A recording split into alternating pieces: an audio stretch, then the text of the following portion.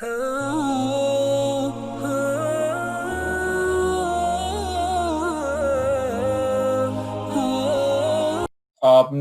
कुछ सीखना है जो कि इंग्लिश लैंग्वेज में है, आपको पढ़ना पड़ेगा। आपने किसी के साथ बातचीत करनी है, तो आपको इसका सहारा लेना पड़ेगा। इट्स लाइक अ स्किल, तो आपने इसको एक स्किल के तौर पे लेना है, ना कि इसको एक बर्डन लेके। क्योंकि जब भी आइल्स की बात होती है, इंग्लिश बोलने की, लिखने की, सीखने की बात होती है, तो हम थोड़ा-सा घबरा जाते हैं। ये पता नहीं बहुत मुश्किल है, पता नहीं कैसे होगी, हमें तो हमारी बहुत वीक है जी वोकैब्युलरी दिस एंड दैट, बहुत सी बातें हमारे ज़हन में आती हैं, मेरे ज़हन में भी आती थी, अभी तक आती हैं। लेकिन इट्स ऑल अबाउट प्रैक्टिस, और इसको समझने से ही आपको आएगा, पता चलेगा जी है क्या चीज़। अच्छा जी। तो जब हम आयल्स की बात करते हैं तो हमें इसका फॉर्मूला भी पता होना चाहिए, इसके मॉड्यूल्स पता होने चाहिए, इसकी इम्पोर्टेंस पता होनी चाहिए। तो इम्पोर्टेंस इसकी ये है कि आप जो है इसकी मदद से मुख्तलिफ जगह पे अप्लाई कर सकते हैं। वो अप्लाई आप जॉब के लिए भी कर सकते हैं, वो अप्लाई आप आगे पढ़ने के लिए भी कर सकते हैं। क्योंकि किसी भी इंग्लिश स्पीकिंग कंट्री में आप जाएँगे, तो वहाँ पे टोफल, आइल्स वगैरह की रिक्वायरमेंट होती है। इट्स जस्ट लाइक दैट, इसको मैं एक एग्ज़ाम्पल से समझाना चाहूँगा कि फॉर एग्ज़ाम्पल कोई बंदा पाकिस्तान में आता है, किसी भी मुल्क का, और वो फैसलाबाद में, लाहौर में, लोकल कम्युनिटी में कहीं काम करना चाहता है, या किसी हॉस्पिटल में काम करना चाहता है, या किसी यूनिवर्सिटी में चाहे रहना चाहता है, पढ़ना चाहता है कि वो बंदा आए, वो बोलता पॉलिश हो, वो बोलता टर्किश हो, बोलता कोई और लैंग्वेज हो, और आपके साथ आसानी के साथ रह सके, ये बहुत मुश्किल होगा। क्योंकि इर्द-गिर्द के लोगों से बात करने के लिए हमारी लैंग्वेज को समझना उसे ज़रूरी है। अदरवाइज़ वो भी ऐसे ही होगा जैसे हम फॉर एग्ज़ाम्पल चाइना की एग्ज़ाम्पल लेते हैं। एक बंदा गया चाइना और उसको चाइनीज़ नहीं आती। वो इवन बाज़ार में जाके कोई चीज़ खरीदना भी चाहे तो उसके लिए बहुत मुश्किल होगी। वो इशारों से शायद समझा जा सकता है कि मुझे पीने या खाने की चीज़ चाहिए, अदरवाइज़ वो शायद अच्छे तरीके से बात नहीं कर सकेगा। तो इसलिए ये एक स्किल है कि जी देखेंगे आप, एक नया स्किल आ गया, अब आप इसकी मदद से नॉलेज भी ले सकते हैं, जॉब भी ले सकते हैं, अप्लाई भी कर सकते हैं। इसको स्किल समझ के, ईज़ी समझ के आपने लेना है, और एक just source of medium communication का जो है, उसको समझ के आपने इसको सीखना है। क्योंकि टॉपिक ये है कि घर बैठे कैसे तैयारी करनी है। तो सबसे पहले तो मैं चाहूँगा कि मैं स्क्रीन शेयर करते हुए आपको थोड़ा-सा बताऊँ कि हम करने क्या जा रहे हैं। जी, ब्रिटिश काउंसिल की तरफ से है ओवरव्यू, हम ब बात करेंगे कि आइल्स है क्या? इसका फॉर्मेट क्या होता है? Modules, okay. बाकी अगले 2 पार्ट में हम बात नहीं करेंगे, रजिस्ट्रेशन व्हाटएवर, वो आप कहीं से भी कर सकते हैं। ये ये तो इस तरह से है कि कोई एजेंट आपको बता रहा हो कि ये हमारे पास करें, ये ऐसे नहीं है।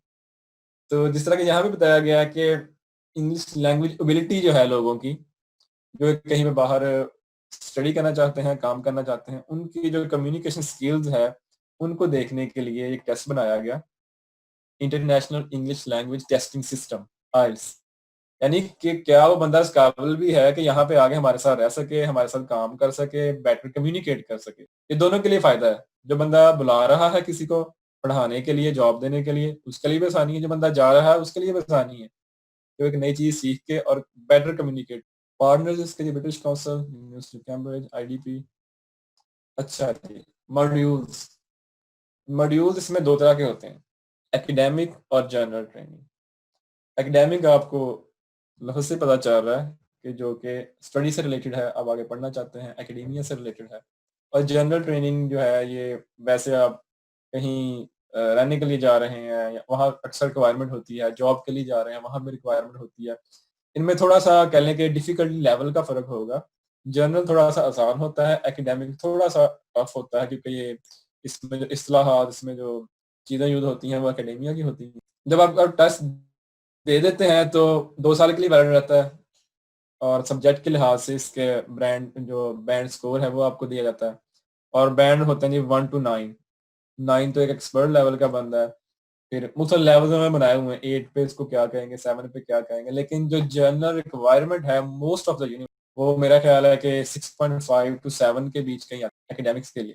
क्या पता कुछ की ज़्यादा भी हो, जो कि डिसिप्लिन टू डिसिप्लिन वेरी कर सकता है। फॉर एग्जांपल मेडिकल में शायद 8 रिक्वायर हो किसी जगह के ऊपर, लेकिन मोस्ट ऑफ द टाइम 6.5 एक जनरल क्राइटेरिया है। फॉर एग्जांपल मेरी यूनिवर्सिटी में हम इसको पासिंग फेलिंग नहीं कहते, इसको ये कहते हैं कि इसको इतना आता है। ये भी एक पॉजिटिव साइड है मेरा ख्याल, कि इसको थोड़ा आता है, इसको थोड़ा-सा और आता है, इसको बहुत अच्छा आता है, इसको बहुत-बहुत अच्छा आता है।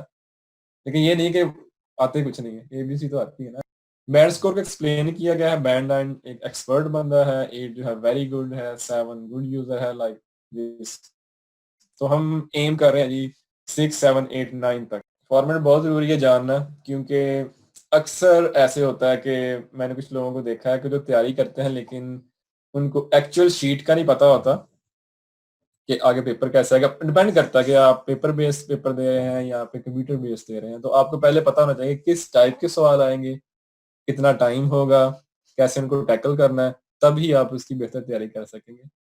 तो लिसनिंग जो है दोनों में कॉमन है, एकेडमिक में और जनरल में। रीडिंग स्पीकर आ रहा होगा, लिसनिंग के लिए 30 मिनट्स हैं, एकेडमिक रीडिंग के लिए 60 मिनट्स हैं, एकेडमिक राइटिंग के लिए भी 60 मिनट्स हैं, और स्पीकिंग वेरी करता है 14 टू 11 टू 14, 11 टू 15, इसके बीच में। तो स्टैंडर्ड से कुछ क्वेश्चंस होते हैं, और जरूरी नहीं कि स्टैंडर्ड क्वेश्चन ही हो, बात से बात निकलती है। तीसरा आप फॉर एग्जाम्पल किसी से बात कर रहे हैं तो एक बात की उससे अगली बात चल गई, लेकिन फिर भी उसका एक फॉर्मेट होता है स्पीकिंग का, जस्ट लाइक आप कह लें कन्वर्सेशन इंटरव्यू टाइप, हल्का फुल्का।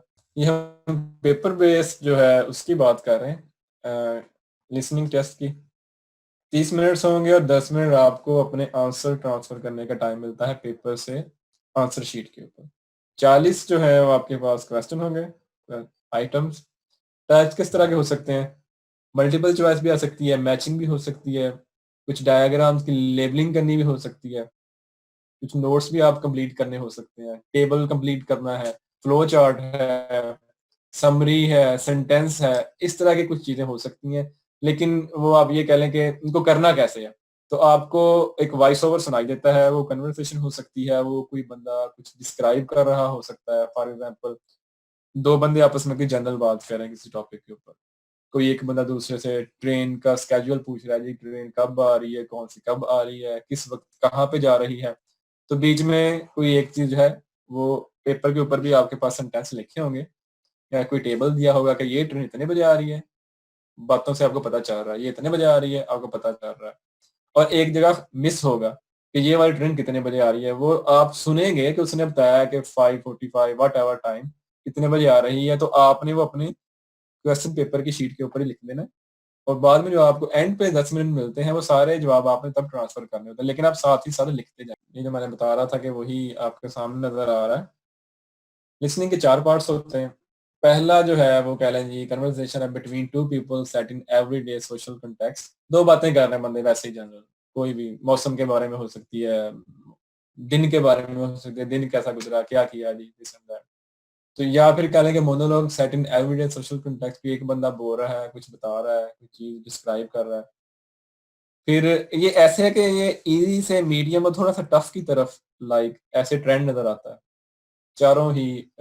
या फिर ये हो सकता है कन्वर्सेशन हो रही हो चार लोगों के दरमियान में, वो भी एजुकेशनल बेस हो सकती है, ट्रेनिंग बेस हो सकती है।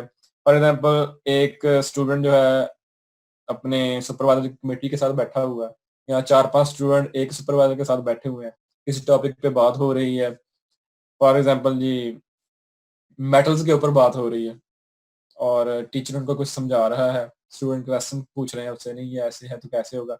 उन सब में कुछ ना कुछ मिसिंग होगा। आपके सामने पेपर पे चीजें लिखी होंगी, इसमें अहम चीज ये होती है कि आपने फॉलो करना है उसको, उस वॉइस को गौर से सुनना है। वो कैसे आप गौर से सुनेंगे जी, वो प्रैक्टिस से है।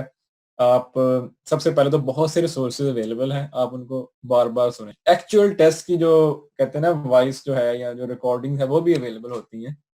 वो सारी बातें डिफरेंट होगी एक्चुअल टेस्ट से, लेकिन सेम टू सेम आपको वैसे ही मिल जाएंगी, वो भी हम आपको बताएंगे।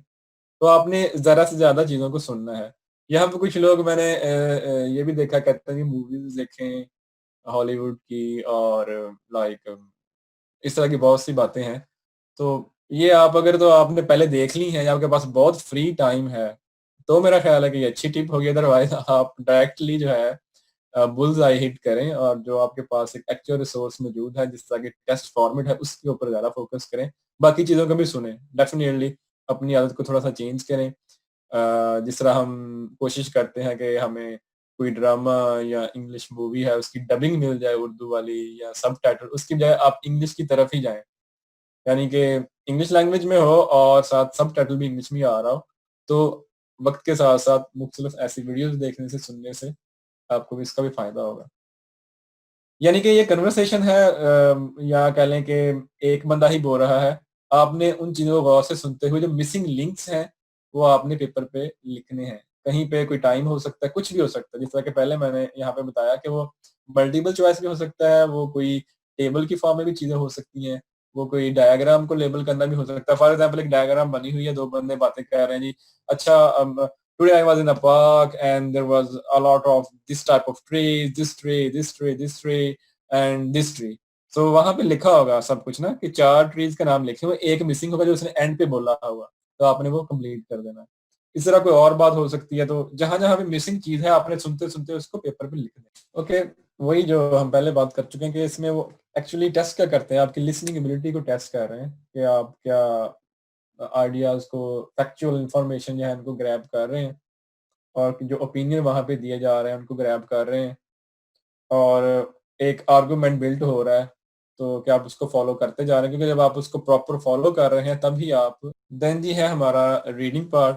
ये 60 मिनट्स का होता है, और जैसा कि यहाँ पे लिखा हुआ है नो ट्रांसफर टाइम, 40 जो है इसमें आइटम्स होते हैं। सेक्शन जो है इसमें 3 है। तो लाइक ये भी ऑलमोस्ट ऐसी है कि ईज़ी, मीडियम और डिफ़िकल्ट टाइप, इस तरह के होंगे, और वर्ड लिमिट भी आपको नज़र आ रही है। क्वेश्चन किस टाइप के होंगे? मल्टीपल चॉइस भी हो सकते हैं, ट्रू एंड फॉल्स भी हो सकता है, या कह लें कि आपने मैचिंग करनी हो चीज़ों की कुछ, वो भी हो सकता है। सेंटेंस कंप्लीशन भी हो सकता है, समरी का आपने बनानी हो, नोट कंप्लीट करना हो, टेबल कंप्लीट करना हो, ये सारी चीज़ें उसमें हो सकती हैं।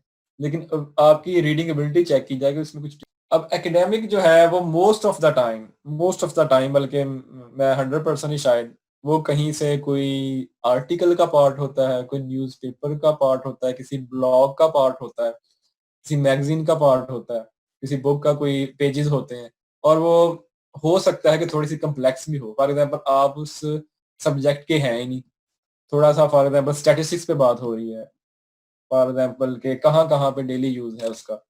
तो क्या पता आप कुछ टर्म से आशना ना हो, आपको ना पता हो ये क्या चीज़ें हैं, या आप का बैकग्राउंड मैथ्स का है और बायोलॉजी से रिलेटेड कोई टॉपिक आ जाए, तो वो टॉपिक जो है वो बहुत ज़्यादा कॉम्प्लेक्स नहीं होगा, यानी उसमें बहुत ज़्यादा टर्मिनोलॉजी ऐसी नहीं होगी कि जिससे आपको बिल्कुल समझ ना आए, लेकिन वो इस लेवल का होगा कि हम उसको एकेडमिक कहेंगे, और उससे आपने फैक्ट्स एंड फिगर्स और जो इन्फॉर्मेशन वो चाह रहे हैं वो निकालनी हो। जिस तरह कि बताया गया है डिस्क्रिप्टिव, फैक्चुअल, ये सारी एनालिटिकल टाइप हो सकते हैं, और इसमें ये हम एकेडमिक की बात करते हैं, और ये है हमारा जर्नल। इसमें भी 3 सेक्शंस हैं, और उसमें मुख्तलिफ किस्म का फैक्चुअल टेक्स्ट हो सकता है, और वर्क रिलेटेड इश्यूज हो सकते हैं।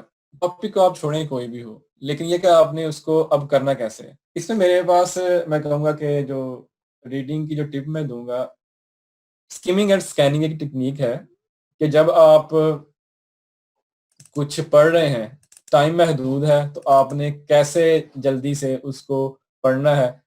तो वो आप इसको गूगल कीजिएगा, अब यूट्यूब पे आपको बहुत सी चीज़ें मिल जाएँगी, स्किमिंग एंड स्कैनिंग क्या होती है डिटेल में पढ़ें, लेकिन ब्रीफ सा ये कि आप एक तरह से स्कैन कर रहे हैं पेपर को, उस पेज को जल्दी-जल्दी, कि उसमें मोटी-मोटी फैक्चुअल चीज़ें क्या हैं। तो आपका फ़ोकस ये नहीं होना चाहिए उस वक़्त कि आपने डिटेल से उसको समझना है। एक पैराग्राफ लिखा हुआ है एस्ट्रोलॉजी के ऊपर, बायोलॉजी के ऊपर, हार्ट फंक्शनिंग के ऊपर, तो आपने ये नहीं कि जैसे ये अयोर्टा ये कर रहा है, ये नर्व ये कर रही है, इसको अच्छी तरह समझूँ, नहीं, इतना टाइम नहीं है हमारे पास। अब आपने जल्दी से इसको स्किम करना है और स्कैन करना है कि इसमें एक्चुअली बात किस चीज़ के बारे में हो रही है, और इसमें अगर कोई फिगर्स दी हुई हैं, कोई डेट्स बताई गई हैं, या कोई पॉइंट जो है वो अहम है, आप उसको, आपके पास लेड पेंसिल होगी, उसको अंडरलाइन करते जाएँ, हाइलाइट करते जाएँ कि जी मेरे ख्याल में किसी बंदे का नाम है, फॉर एग्ज़ाम्पल इस बंदे ने पहली बार काम किया और उसने इस साल में डिस्कवर की। तो अब जो मेन-मेन पॉइंट्स हैं उनको आप अंडरलाइन, हाइलाइट करते जाएँ, ताकि जब आप अपना आंसर बाद में दें, या आप शॉर्ट आंसर का जवाब दें, multiple choice whatever type is, तो आपको आसानी हो फौरन उस चीज़ तक पहुँचने के लिए, और most of the time question उसी से रिलेटेड होते हैं। जर्नल आइडिया या कोई बहुत एनालिटिकल एबिलिटी यहाँ पे चेक नहीं होती, यहाँ पे रीडिंग स्किल्स ही आपके चेक हो रहे हैं। देन हम आते हैं ये राइटिंग की तरफ। राइटिंग भी आपके पास पूरे 60 मिनट हैं, अच्छा, याद आ गया मुझे यहाँ से कि आपको जब आप जाते हैं टेस्ट के लिए तो आपके पास कोई क्या लगे टाइम नहीं होता उठने का कि जी मैं ब्रेक ले ली, सॉरी मुझे प्यास बहुत लगी, मैं बाहर जाना चाहता हूँ। पानी तो अपने साथ बॉटल भी ले जा सकते हैं लेबल के बगैर, लेकिन वॉशरूम वगैरह आप पहले ही चले जाएँ, ताकि आपका वो टाइम वेस्ट ना, टेस्ट नहीं रुकेगा, वो चलता ही रहेगा। तो आपने पहले तैयार होके पूरा जाना है कि हाँ जी। अच्छा, राइटिंग टेस्ट में क्या है जी, यहाँ पे 2 टास्क और एक जो टास्क है वो है ऑलमोस्ट 150 वर्ड्स का और एक होता है 250 वर्ड्स का। तो जो पहला टास्क है वो ऑलमोस्ट एक कंपैरिजन टाइप होता है कि आपको कोई टेबल दे दिया गया है, कोई ग्राफ दे दिया गया है, कोई चार्ट दे दिया, कोई डायग्राम व्हाटएवर आपको कोई चीज़ दे दी गई है, कोई शक्ल कुछ भी आपके सामने एक चीज़ है, आपने उसको डिस्क्राइब करना है। उसमें कुछ डाटा दिया गया होगा, उसमें कुछ कह लें जी के फैक्ट एंड फिगर्स होंगी। फॉर एग्जांपल एक एग्जांपल अपनी तरफ से हम ले लेते हैं जी के किसी भी स्टेट्स में यूएसए की 1 साल का डाटा दिया हुआ है कि बर्थ रेट इस मंथ में इतना था, इसमें इतना था, इसमें इतना था और इसको कंपेयर किया गया किसी और स्टेट के साथ या किसी और कंट्री की स्टेट के साथ। तो आपने उस चीज़ को, उस ग्राफ को, उस चार्ट को, डायग्राम या टेबल को एक्सप्लेन करना है और वो वर्ड्स कितने हैं 150 वर्ड में। तो आप सबसे पहले क्या करेंगे, जो अहम एक यहाँ पे छोटी सी टिप होती है कि फॉर एग्जांपल सबसे पहले आप देखेंगे वो चीज़ है क्या? असल में क्वेश्चन है क्या, पूछा क्या जा रहा है, कि आप वहाँ से शुरू करेंगे कि this table, diagram, graph shows that. Okay. हर बंदे का अपना एक तरीकाकार होता है, लेकिन मैं अपना बता रहा हूँ। उसके बाद आप देखेंगे उसमें जो मैक्सिमम चीज़ें हैं वो कौन-सी हैं, सबसे ज़्यादा जो है वो रेट किस मंथ में था या सबसे ज़्यादा उस डाटा टेबल में क्या चीज़ है जो हाइलाइट नज़र आ रही है आपको, हाइलाइट में होगी नहीं, आपको आपने खुद उसको देखना है। आप उसको बयान करेंगे जी इस मंथ में ऐसे था, फिर आप लोएस्ट वैल्यू कहीं ढूँढने, फिर आप मीडियम वैल्यू, फिर आप रेंज को ढूँढने कि शायद ये रेंज थी, ये डाटा ये दिखाना चाह रहा है, यानी आपने उस चीज़ को डिस्क्राइब करना है अपने वर्ड्स में। कोशिश करके एज़ सिंपल एज़ पॉसिबल रहें, बहुत कॉम्प्लेक्स लैंग्वेज ना इस्तेमाल करें, क्योंकि यहाँ पे तो सिंपल आप डिस्क्राइब कर रहे हैं, तो आप अगर बहुत कॉम्प्लेक्स सेंटेंसेस की तरफ जाएँगे तो आपका मतलब अगर वोकैब्युलरी का मसला हो गया, स्पेलिंग का मसला हो गया, स्ट्रक्चर का मसला हो गया, तो वो नेगेटिव हो सकता है पॉइंट। तो रेदर देन इसके आप सिंपल सा लिखें, this graph shows that it shows a maximum value and due to that minimum value due to that और उसको डिस्क्राइब कर दें। फिर दूसरा जो है टास्क वो कोई छोटा-सा टॉपिक है, आप उसको ऐसे कह लें, आप उसको आर्गुमेंट कह लें, यानी आपका पॉइंट ऑफ व्यू लिया जा रहा है किसी भी कह लें कि प्रॉब्लम के बारे में, आपने इस पे आर्ग्यू करना है और वो ज़रूरी नहीं है कि आप उसको डेफिनिट येस और नो कहें, वो कह लें कि फॉर्मल स्टाइल में आप उसको लिखेंगे और अपनी जो आपकी फीलिंग्स हैं उस टॉपिक के बारे में वो डिस्क्राइब करेंगे। फॉर एग्जांपल टॉपिक ये है कि do video games help students to learn more and do it increase their mental capabilities, यानी कि वीडियो गेम जो है क्या वो स्टूडेंट को हेल्प करती हैं, क्या उनकी मेंटल कैपेबिलिटीज बढ़ती हैं, क्या वो नुकसान करती हैं। तो आप यहाँ पे यस और नो भी कह सकते हैं, लेकिन फिर आपने उसको डिस्क्राइब करना होगा कैसे। ये तो मैंने एक आपको एग्जांपल, ऐसी बहुत सी एग्जांपल्स होती हैं जिसमें शायद आपने ये ज़हन में रखना है कि आप पॉजिटिव पॉइंट ऑफ व्यू को लें और उसको थोड़ा-सा ज़्यादा हाइलाइट कर लें, नेगेटिव को भी साथ लिखें, फिर एट द एंड कंक्लूड करें। जिस तरह कि पैराग्राफ का स्ट्रक्चर होता है ना कि इंट्रोडक्शन, उसके बाद details, middle part, arguments, then conclusion, ऐसे ही आपने उसको लिखना। आप शुरू कर सकते हैं जी, हाँ जी, कि वीडियो गेम्स जो हैं वो टाइम भी ज़ाया करती हैं, लेकिन ये डेफ़िनेटली आपको एक प्रॉब्लम सॉल्विंग चीज़ होती है। मुख्तलिफ टाइप्स की आप बता सकते हैं कि वीडियो गेम्स होती हैं और कुछ जो है आपको सिखाती हैं, कुछ जस्ट टाइम वेस्ट है। देन आप उसको आगे थोड़ा डिस्क्राइब करें कि बच्चों के लिए किस लेवल पे कौन-सी होनी चाहिए और उनके क्या-क्या फ़ायदे हैं, उनके और फिर बाद में से क्या-क्या नुकसान हो सकते हैं और एट द एंड उसको कंक्लूड कर दें कि just like a double edge weapon, कि नुकसान भी है, फ़ायदा भी है। ये एक एग्जांपल मैंने दी है। इसके अलावा कुछ भी हो सकता है टॉपिक, कुछ भी टॉपिक हो सकता है। फॉर एग्जांपल किसी पार्क के बारे में हो सकता है जी कि एक पार्क है और आप जी या हेल्दी लाइफ़स्टाइल के बारे में बात हो सकती है। व्हाटएवर टॉपिक इज़, बस आपने ये देखना है कि आपने उसके ऊपर आर्गुमेंट्स बिल्ड करने हैं, वो सिंपल हों और कंसाइज़ हों और बहुत बम्बास्टिक लैंग्वेज ना यूज़ करें। लेकिन ये भी नहीं है कि बिल्कुल ही this is chair, it has 2 legs वो वाली बात भी नहीं है। मतलब आपने एक प्रॉपर स्ट्रक्चर में लिखना है और लैंग्वेज को ठीक रखते हुए लिखना है और टू द पॉइंट लिखना है। ये भी देखा जाता है कि जो टॉपिक है उसके अंदर ही रहना है। ये जनरल राइटिंग के मतलब है। तो उसमें स्किल्स क्या टेस्ट की जा रही हैं आपकी राइटिंग टेस्ट में? कि आपका कंटेंट कैसा है जो आपने लिखा है वो लॉजिकल है क्या? ये बहुत ज़रूरी है लॉजिकल हो, टॉपिक को जस्टिफाई कर रहा हो। जो आपने आइडियाज़ प्रेज़ेंट किए हैं उनमें लिंकेज है, क्या वो ऑर्गनाइज़्ड हैं? ये बहुत ज़रूरी है। उनकी एक्यूरेसी देखी जाती है, वोकैब्युलरी डेफिनिटली और ग्रामर ये तो अहम है ही है। और वोकैब्युलरी और ग्रामर इसको कैसे ठीक करना है, ये जनरल इंग्लिश की जो टिप्स हैं, वही यहाँ पे काम आती हैं। रैनन मार्टिन की बुक ले लें, उसको पढ़ लें। कुछ आप ऑनलाइन कुछ अब तो आजकल राइटिंग और इसके ऊपर बहुत से कह लें कि रिसोर्सेज़ अवेलेबल हैं, आप उनसे फ़ायदा ले सकते हैं। Okay, 4th one speaking test. ये इतना ही होता है 10 से 15 मिनट का, 11 से 14 मिनट का तकरीबन। तो फेस टू फेस इंटरव्यू है और इसका जो है ये भी हो सकता है कि ये सेम डे के ऊपर ही है जिस दिन आपके बाकी तीनों पार्ट्स हैं, उस दिन भी हो सकता है और 1 दिन पहले भी हो सकता है, 1 दिन बाद भी हो सकता है। ये इसका मतलब कि जो इसकी तरतीब है वो चेंज हो सकती है लेकिन उसके आस-पास ही होगा या उसी दिन होगा। तो पार्ट 1 में क्या इंट्रोडक्शन एंड इंटरव्यू कि सबसे पहले तो आपसे वो आपका आईडी कार्ड या पासपोर्ट वगैरह माँग और फिर थोड़ा बहुत हल्का-फुल्का कह लें कि जी जनरल क्वेश्चन पूछे जाएँगे। लाइक आप कहाँ से बिलॉन्ग करते हैं यानी या फिर इंट्रोड्यूस योरसेल्फ। अगर ये क्वेश्चन हो इंट्रोड्यूस योरसेल्फ का तो ये तो कह लें कि छक्का है। तो आपने छक्का लगाना है यहाँ पे। आपने यहाँ पे अपना इंट्रोडक्शन बहुत अच्छा तैयार करके उसकी बार-बार प्रैक्टिस करनी है। अपने दोस्तों को सुनाना है, घर वालों से कहना है। जहाँ भी हो सके आपने उसकी प्रैक्टिस करनी है और मशवरा लेना है कि कहाँ पे गलती तो यानी कि आप यहाँ पे बता सकते हैं कि I belong to this city, I have studied that और उसके बाद from that university, that's my profession और आप उसके बाद भी बात कर सकते हैं। और कोई एक जुमला थोड़ा बहुत हल्का-फुल्का अपने एरिया के बारे में जैसा भी इंट्रोडक्शन आप अपने बारे में चाहते हैं बना सकते हैं। लेकिन वो लाइक इसमें थोड़ा-सा हुक है एक। हुक इस तरह से कि आप उसमें कोई एट द एंड कोई ऐसा सेंटेंस भी ऐड कर सकते हैं कि जो आपको लगता है कि जो सामने आपके बंदा बैठा है उसके लिए इंटरेस्टिंग है, वो वहाँ से अगला क्वेश्चन आपसे पूछ सकता है।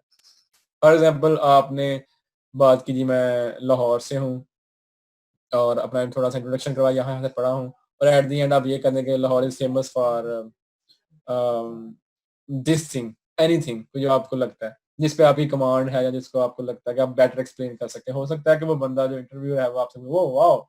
So what do you think about this? तो उसके बारे में आपसे पूछ सकता है कि उसी के किसी एस्पेक्ट के बारे में, जो आपने यहाँ पे अपना जुमला खत्म किया था। But it's not always but it's a good trick. तो उसके बाद क्या होता है जब इंट्रोडक्शन और ये वाला पार्ट हो जाता है, तो फिर अगला सेकंड पार्ट आता है जो 3 से 4 मिनट का है। उसमें आपको टास्क कार्ड दिया जाता है जिसके ऊपर टॉपिक होता है और कुछ क्वेश्चन लिखे होते हैं, सब क्वेश्चंस। तो आपको 1 मिनट दिया जाता है पहले, यानी कि आप उसके ऊपर अपने पॉइंट्स लिख लें। कोई टॉपिक है छोटा-सा। फॉर एग्ज़ाम्पल उसके ऊपर है जी कि do you have ever tried any foreign food? Uh where you eat that? With whom you were? यानी क्या आपने कोई भी किसी और मुल्क की आपने कोई डिश खाई है, कुछ खाया-पिया है आपने कभी और आपने कहाँ पे खाई थी और किन के साथ थे आप, आपको कैसे लगा उसका? तो आपने पॉइंट्स लिख लेने हैं कार्ड के ऊपर कि जी, ये जी, हाँ जी, मैंने ये खाया फॉर एग्ज़ाम्पल पिज़्ज़ा ही लिख लें। तो उसके बाद मैंने इस रेस्टोरेंट में खाया, बहुत अच्छा था और उसकी कुछ क्वालिटीज़ के ये इंग्रीडिएंट्स थे, अपना एक्सपीरियंस के बारे में। ये सिर्फ़ हिंट्स हैं जो आपके पास ही रहेंगे, फिर अगला जो है आपको मौका दिया जाएगा बोलने का 1 से 2 मिनट का। तो आप उसको डिस्क्राइब करेंगे उसी टॉपिक को जो आपने अपने हिंट्स लिखे होंगे। इसलिए इस 1 मिनट में जल्दी-जल्दी जो-जो आपके ज़हन में आ रहा है 3-4 पॉइंट लिख लें ऑर्गनाइज़ करके यानी पहले मैंने ये बोलना है, फिर मैंने ये बोलना है, फिर मैंने ये बोलना है और फिर उस 2 मिनट में आप 1 से 2 मिनट में उसको बोल दें। फिर एग्ज़ामिनर उसी टॉपिक के बारे में आपसे कोई क्वेश्चन पूछेगा। क्योंकि आपके ज़हन में एक स्केच पहले बना हुआ है, आपने सोच लिया हुआ है, बस रेडी रहें, ये बंदा आपसे पूछेगा। और वो जी I think it will be very easy then. तो इसका क्या तरीकाकार है स्पीकिंग टेस्ट का कि आप जो है आप इसकी प्रैक्टिस करें ज़्यादा से ज़्यादा। प्रैक्टिस करने के लिए आपको अपने दोस्तों से बातचीत करना होगी, अपने बहन-भाइयों से बातचीत करना होगी, अपने टीचर से टाइम लें। आप घर बैठे कैसे तैयारी कर सकते, कोई भी नहीं है अभी आपके पास, तो उसके लिए कुछ ऐप्स मौजूद हैं। वो जो ऐप्स जो हैं वो आपकी हेल्प करती हैं। उसमें आपके साथ गूगल ही बात कर सकता है, वो ऐप जो है वो आपके साथ कंप्यूटर ही बात कर सकता है, वो ऐप ही आपसे बात कर सकती है। इसमें कौन-सी स्किल्स असेस होती हैं? आपकी कम्युनिकेशन, आपका ओपिनियन, आपका इन्फॉर्मेशन देने का स्टाइल और क्या आप रेंज ऑफ क्वेश्चन को टैकल कर सकते हैं। तो क्या आप एक अप्रोप्रिएट लेंथ जो है, उसके ऊपर आप बात कर सकते हैं। और जो आपको टॉपिक दिया गया है, क्या आप उसको जस्टिफाई भी कर सकते हैं, वो टॉपिक कैसा भी हो। जी, यहाँ पे क्राइटेरिया यहाँ का आपकी वोकैब्युलरी जो है वो उसकी रेंज चेक की जाती है, ग्रामेटिकल रेंज और एक्यूरेसी और प्रोनंसिएशन देखी जाती है। तो वोकैब्युलरी रेंज और फ्लुएंसी देखी जाती है। तो फ्लुएंसी मेरा ख़्याल है कि सबसे पहले इसको देखते हैं। तो जब आप बात कर रहे हैं तो आप अटके नहीं उसमें, आप एक पहले आप पॉइंट्स लिख चुके हैं, तो आप उसका फ्लो बना लें कि ये पहला पॉइंट, ये दूसरा, ये तीसरा पॉइंट। इसमें बहुत ज़्यादा पाज़ लेने की ज़रूरत नहीं है। टोन को अपनी को बड़ा नॉर्मल रखें, बहुत ऊँचा भी नहीं, बहुत स्लो भी नहीं, जो नॉर्मल जिस तरह से आप बात करते हैं, वैसे ही बोलें। वोकैब्युलरी रेंज जो है डेफ़िनिटली ये बहुत अच्छी चीज़ है कि आप टू द पॉइंट, रेलेवेंट और अच्छे वर्ड्स का चुनाव करें। लेकिन वो बहुत ऐसे मुश्किल वर्ड्स ना हो कि आप प्रॉपर प्रोनाउंस ना कर सकें। लेकिन ये है कि वो एक अच्छी रेंज में रहना चाहिए। बिल्कुल सिंपल वर्ड नहीं यूज़ करने। ग्रामेटिकली रेंज एक्यूरेसी में इसमें ग्रामेटिकल तो इसको कहूँगा कि स्ट्रक्चर पे इस पे बात की गई है। स्ट्रक्चर ठीक हो सेंटेंस का। बाकी आपने इसमें डरना नहीं है। ये बिल्कुल एक कह लेंगे प्रैक्टिस के ऊपर डिपेंड करता है। किसी ने बुक नेम का पूछा है तो रैनन मार्टिन की है एक बुक इंग्लिश ग्रामर की। रैनन मार्टिन इंग्लिश बुक लिखें तो पीडीएफ में मौजूद है। WREN and MARTN Martin. इसके अलावा और बहुत सी बुक्स मौजूद हैं। मैं सिर्फ ये कह रहा हूँ कि ये मैं मुझे अच्छी लगती है, शायद मेरी पर्सनल चॉइस है, पढ़ाता रहा हूँ इससे, तो ये मुझे अच्छा लगता है। That's why.